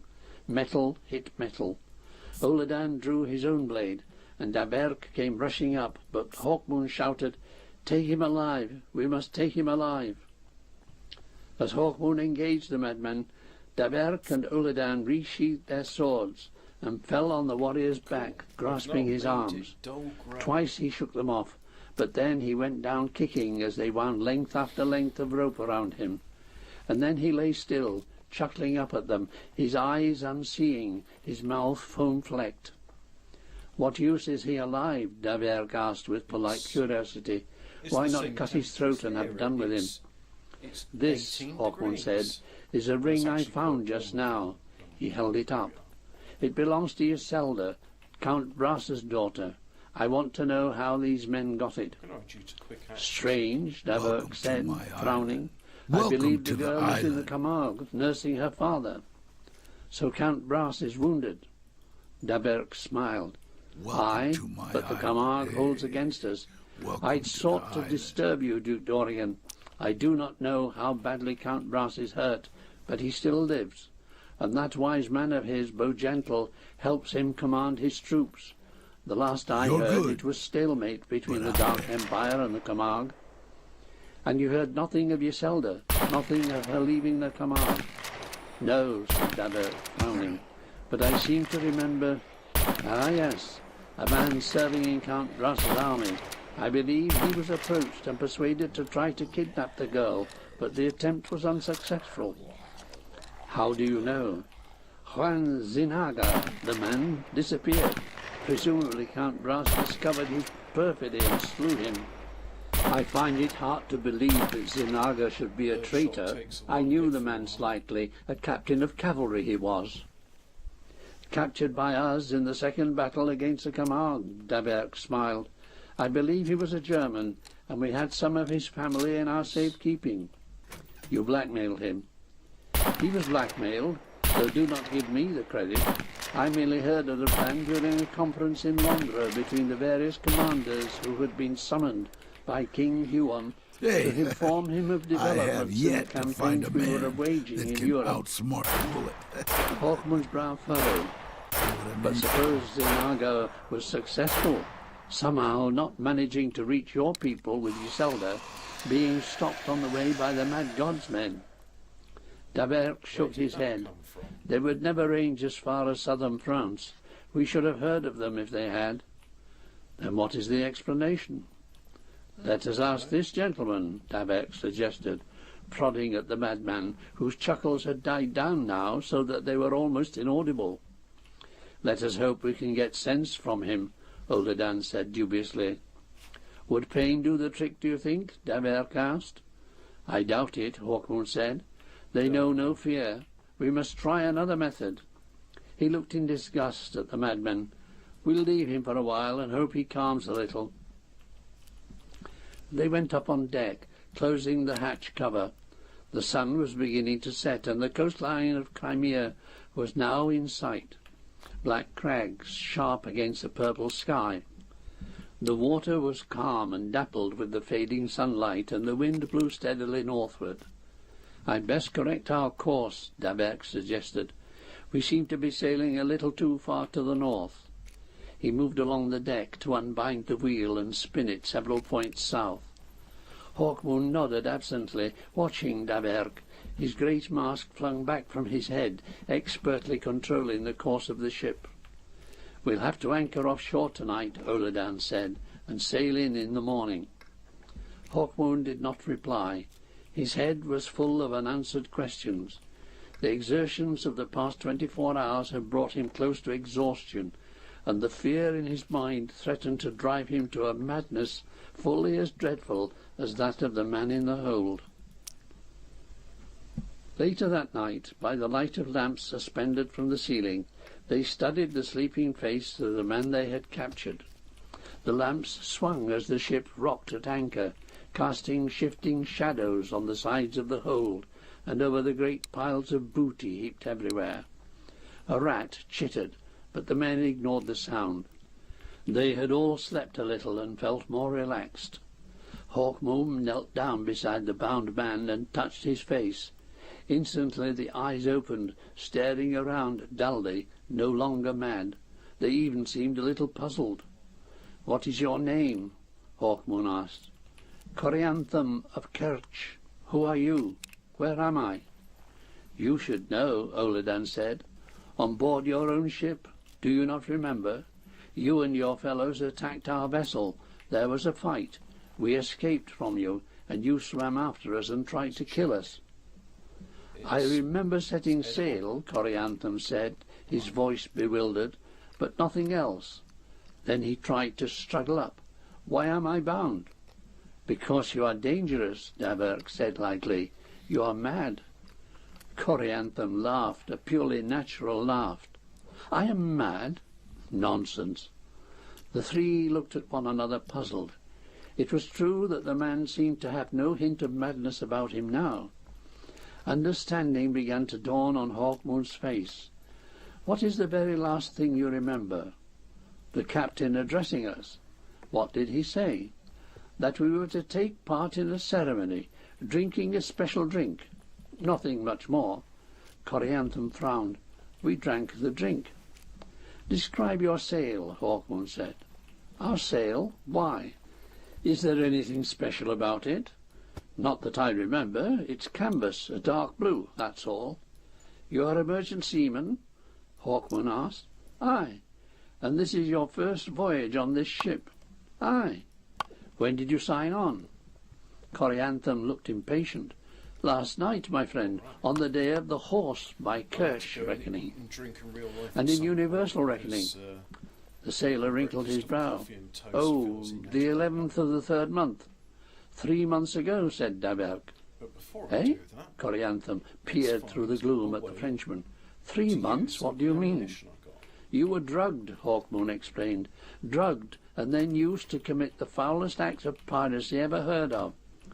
Do you know anything of the cult of the Mad God?" "A little. I heard that it is situated somewhere in Ukraine, and that its adherents have been venturing out lately, even onto the high seas." "Did you know that your sail now bears the sign of the Mad God? That a few hours ago you raved and giggled in mad bloodlust? Look at your body." Hawkmoon bent down to cut the bonds. "Feel your neck." Corianthum of Kirsch stood up slowly, wondering at his own nakedness, his fingers going slowly to his neck and touching the collar there. I don't understand. Is this a trick?" "An evil trick, and one we did not commit," Oladan said. "You were drugged until you went insane, then ordered to kill and collect all the loot you could. Doubtless your merchant captain was the only man who knew what would happen to you, and it's almost certain he's not aboard now. Do you remember anything, any instructions about where you should go?" "None." "Without doubt the captain meant to rejoin the ship later and guide it to whatever port he uses," Daberk said. Maybe there is a ship in regular contact with the others, if they're all full of such fools as this one. There must be a large supply of the drug somewhere aboard, Oladan said. Doubtless they fed off it regularly. It was only because we bound this fellow that he did not get the chance to replenish himself. How do you feel? Hawkmoon asked the sailor. Weak, drained of all life and feeling. Understandable, said Oladan. Be sure that the drug kills you in the end. A monstrous plan. Take innocent men, feed them a drug that turns them mad and ultimately destroys them, use them to murder and loot, then collect the proceeds. I've heard of nothing like it before. I thought the cult of the mad god to be comprised of honest fanatics, but it seems a cooler intelligence controls it. On the seas at any rate, Hawkmoon said. However, I'd like to find the man responsible for all this.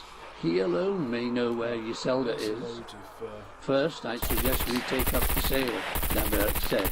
We'll drift into the harbour on the tide. Our reception would not be pleasant if they saw our sail. Also, we can make use of this treasure. Why, we are rich men. You're still my prisoner, Daberk, Hawkmoon reminded him. But it is true we could dispose of some of the treasure, since the poor souls who owned it are all dead now, and give the rest into the safekeeping of some honest man, to compensate those who have lost relatives and fortunes at the hands of the mad sailors. Then what? Asked Oladan. Then we set sail again, and wait for the ship's master to seek her out. Can we be sure he will? What if he hears of our visit to Simferopol? Oladan asked. Hawkmoon smiled grimly. Then doubtless he will still wish to seek us out. Chapter 8. Mad God's Man. And so the loot was sold in Simferopol, some of it used to provision the craft and buy new equipment and horses, and the rest given to the safekeeping of a merchant whom all recommended as the most honest in the whole of Crimea. Not much behind the captured ship, Smiling Girl limped in, and Hawkmoon hastily bought the captain's silence regarding the nature of the black sailed ship. He recovered his possessions, including the saddlebag containing Reinald's gift, and with Oladan and Daberk reboarded the ship, sailing on the evening tide. They left Corianthum with the merchant to recover. For more than a week the black ship drifted, usually becalmed, for the wind had dropped to almost nothing. By Hawkmoon's reckoning, they were drifting close to the channel that separated the Black Sea from the Azov Sea, near to Kerch, where Corianthum had been recruited. Daberk lounged in a hammock he had hung for himself midships, occasionally coughing theatrically and remarking on his boredom. Oladan sat often in the crow's nest, scanning the sea, while Hawkmoon paced the decks, beginning to wonder if his plan had had any substance to it, other than his need to know what had become of Iselda. He was even beginning to doubt that the ring had been hers, deciding that perhaps several such rings had been made in the Camargue over the years. Then one morning a sail appeared on the horizon, coming from the northwest. Oladan saw it first and called to Hawkmoon to come on deck. Hawkmoon rushed up and peered ahead. It might be the ship they awaited. "Get below," he called. "Everybody get below." Oladan scrambled down the rigging while Daberk, suddenly active, swung out of his hammock and strolled to the ladder that led below decks. They met in the darkness of the central hold and waited. An hour seemed to pass before they heard timber bump against timber, and knew that the other ship had drawn alongside. It might still be an innocent vessel curious about a ship drifting apparently unmanned. Not much later, Hawkmoon heard the sound of booted feet on the deck above, a slow measured tread that went the length of the whole deck and back again. Then there was silence as the man above entered a cabin or climbed to the bridge. Tension grew as the sound of the footsteps came again, this time walking directly toward the central hold. Hawkmoon saw a silhouette above, peering down into the darkness where they crouched. The figure paused, then began to descend the ladder. As he did so, Hawkmoon crept forward. When the newcomer had reached the bottom, Hawkmoon sprang, his arm encircling the man's throat. He was a giant, more than 6.5 feet tall, with a huge black bushy beard and plaited hair, wearing a brass breastplate over his shirt of black silk. He growled in surprise and swung around, carrying Hawkmoon with him. The giant was incredibly strong. His huge fingers went up to Hawkmoon's arm and began to prise it loose. "Quick, help me hold him," Hawkmoon cried, and his friends rushed forward to fling themselves on the giant and bear him down. Dabert drew his sword. Wearing his boar mask and the metal finery of Gran Bretagne, he looked dangerous and terrible as he delicately placed the tip of his sword against the giant's throat. That can outsmart a "Your bullet." name," Dabert demanded, his voice booming in his helmet. "Captain Shagaroff, where is my crew?" The black-bearded giant glared up at them, unabashed by his capture. "Where is my crew?" "You mean the madmen you sent a-killing," Oladan said. "They are drowned, all but one, and he told us of your evil treachery." "Fools," Shagaroff cursed. "You are 3 men. Do you think to trap me when I have a ship full of fighters aboard my other ship?" "We have disposed of one shipload, as you'll note," Dabert told him with a chuckle. "Now that we are used to the work, doubtless we can dispose of another." For a moment fear crept into Shagarov's eyes. Then his expression hardened. "I do not believe you. Those who sailed this ship lived only to kill. How could you?" "Well, we did," Dabert said. He turned his great helmeted head toward Hawkmoon. "Shall we go on deck and put the rest of our plan into operation?" "A moment." Hawkmoon bent close to Shagarov. "I want to question him. Shagarov, did your men capture a girl at any time?" "They had orders not to kill any girl, but to bring them to me." "Why?" "I know not. I was ordered to send girls to him, and girls I sent him." Shagarov laughed. "You'll not keep me for long, you know. You'll all 3 be dead within an hour. The men will get suspicious." "Why didn't you bring any of them aboard with you?" "Perhaps because they are not madmen, because even they might be disgusted by what they found." Shagarov shrugged. "They'll come when I yell." "Possibly," said Dabert. "Rise, please." "These girls," Hawkmoon continued, "where did you send them, and to whom?" "Inland, of course, to my master, the Mad God." "So you do serve the Mad God. You are not deceiving people into believing these acts of piracy are committed by his followers." I serve him, though I'm no cult member. His agents pay me well to raid the seas and send the booty to him." "Why this way?" Shagarov sneered. "The cult has no sailing men, so one of them conceived this plan to raise money, though I know not the purpose for the loot, and approached me." He rose to his feet, towering over them. "Come, let's go up. It will amuse me to see what you do." Davert nodded to the other 2, who went back into the shadows and produced long, unlit brands, one for each of them. Davert prodded at Shagarov to follow Oladan up the companionway. Slowly they climbed to the deck, to emerge at last in the sunlight and see a big, handsome 3-master anchored beside them. The men on board the other ship understood at once what had happened and made to move forward. But Hawkmoon dug his sword into Shagarov's ribs and called, "Do not move, or we will kill your captain." "Kill me, and they will kill you," Shagarov grumbled. "Who gains?" "Silence," said Hawkmoon. "Oladan, light the brands." Oladan applied flint and tinder to the first brand. It flared into life. He lit the others off it and handed one each to his companions. "Now," Hawkmoon said, "this ship is covered in oil. Once we touch our brands to it, the whole vessel goes up in flames, and most likely your ship too. So we advise you to make no move toward rescuing your captain." "So we all burn," Shagarov said. "You're as mad as the ones you slew." Hawkmoon shook his head. "Oladan, ready the skiff."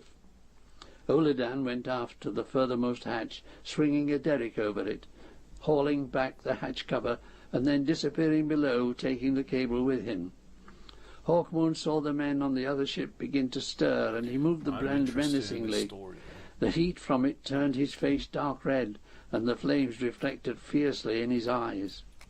Now Oladan re-emerged and began to work the specially geared winch with one hand, while holding his brand with the other. Slowly something began to appear in the hatch, something that barely cleared the wide opening. Shagarov grunted in surprise, as he saw that it was a large skiff in which 3 horses were harnessed. Looking frightened and bewildered as they were hauled to the deck and then swung out over the sea. Oladan stopped his work and leaned back on the winch, panting and sweating, but made sure to keep the brand well away from the timber of the deck. Shagarov scowled. "An elaborate plan, but you are still only 3 men. What do you intend to do now?" "Hang you," said Hawkmoon, "before the eyes of your crew. 2 things motivated me in laying this trap for you. 1, I needed information. 2, I determined to give you justice." "Whose justice?"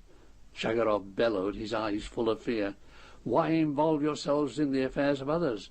We did no harm to you. Whose justice?" "Hawkmoon's justice," said the pale-faced Duke of Kurland. Caught by the rays of the sun, the sinister black jewel in his forehead seemed to glow with life. "Men!" Shagarov screamed across the water. "Men, rescue me! Attack them!" Daverk called back. "If you move toward him, we kill him and set the ship ablaze. You gain nothing. If you'd save your own lives and your ship, you'll shove off and leave us. Our quarrel is with Shagarov."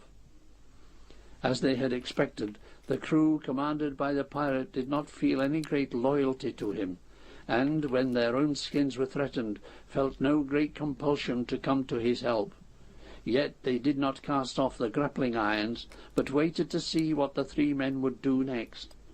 Now Hawkmoon swung up into the cross-trees. He carried a rope with a noose already knotted.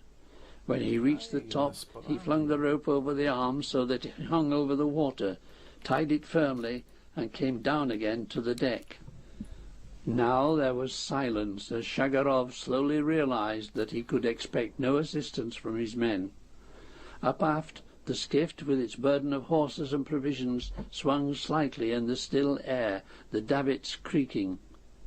The brands flared and puttered in the hands of the 3 companions.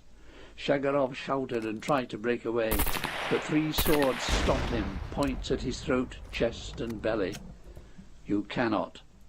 Shagarov's voice trailed off as he saw the determination on the faces of the 3. Oladan reached out and hooked the dangling rope with his sword, bringing it to the rail. Daberk pushed Shagarov forward. Hawkmoon took the noose and widened it to place it over Shagarov's head. Then, as the noose settled around his neck, Shagarov bellowed and struck out at Oladan, who was perched on the rail. With a shout of surprise, the little man toppled and plunged into the water. Hawkmoon gasped and rushed to see how Oladan fared. Shagarov turned on Daberk, knocking the brand from his hand, but Daberk stepped back and flourished his sword under Shagarov's nose. The pirate captain spat in his face and leapt to the rail, kicked out at Hawkmoon, who tried to stop him. Then the captain leapt into space. The noose tightened, the yardarm bent, then straightened, and Captain Shagarov's body danced wildly up and down. His neck snapped, and he died. Daberk dashed for the fallen brand, but it had already ignited the oil-soaked deck. He began stamping on the flames. Hawkmoon rushed to fling a rope to Oladan, who, dripping, climbed up the side of the ship, looking none the worse for his swim. Now the crew of the other vessel began to mutter and move about, and Hawkmoon wondered why they did not cast off. "Shove off," he called as Oladan regained the deck. "You cannot save your captain now, and you're in danger from the fire." But they did not move. "The fire, you fools!" Oladan pointed to where Daberk was retreating from the flames, which were now leaping high, touching the mast and superstructure. Daberk laughed. "Let's to our little boat." Hawkmoon flung his own brand after Daberk's and turned. "But why don't they get away?" "The treasure," said Daberk as they lowered the skiff to the water, the frightened horses snorting as they sniffed the fire. "They think the treasure's still aboard." As soon as the skiff was afloat, they clambered down the lines into the boat and cut themselves adrift. Now the black ship was a mass of flame and oily smoke. Outlined against the fire, the body of Shagarov swung, twisting this way and that, as if trying to avoid the hellish heat. They let loose the skiff's sail, and the breeze filled it, bearing them away from the blazing vessel. Now, beyond it, they could see the pirate's ship, her sails smouldering as sparks from the other ship caught it. Some of the crew were busy putting it out, while the others were reluctantly casting off the grappling lines. But now it was touch and go whether the fire would spread through their own ship. Soon the skiff was too far away for them to see whether the pirate ship was safe or not, and in the other direction land was in sight, the land of Crimea, and beyond it Ukrainia. And somewhere in Ukrainia they would find the mad god, his followers, and possibly Iselda. Book 2. Book 2? Now, while Dorian Hawkmoon and his companions sailed for Crimea's mountainous shore, the armies of the Dark Empire pressed in upon the little land of the Camargue, ordered by Huon, the King Emperor, to spare no life, energy, and inspiration in the effort to crush and utterly destroy those upstarts who dared resist Gran Bretagne. Across the silver bridge that spanned 30 miles of sea came the hordes of the Dark Empire, pigs and wolves, vultures and dogs, mantises and frogs, with armour of strange design and weapons of bright metal. And in his throne globe, curled fetus-like in the fluid that preserved his immortality, King Huon burned with hatred for Hawkmoon, Count Brass, and the rest who somehow he could not contrive to manipulate as he manipulated the rest of the world. It was as if some counterforce aided them, perhaps controlling them as he could not, and this thought the King Emperor refused to tolerate. But much depended on those few beyond the power of King Huon's influence, those few free souls, Hawkmoon, Oladan, perhaps Daverk, the mysterious warrior in jet and gold, Iselda, Count Brass, and a handful of others. For on these the rune staff relied to work its own pattern of destiny. Guys, The High History of Runestaff. the High History of Rune Stuff will have to wait for another day. Thanks very much if you have been listening all this time. I've had a lot of fun. I think you guys have had some fun. But as I've seen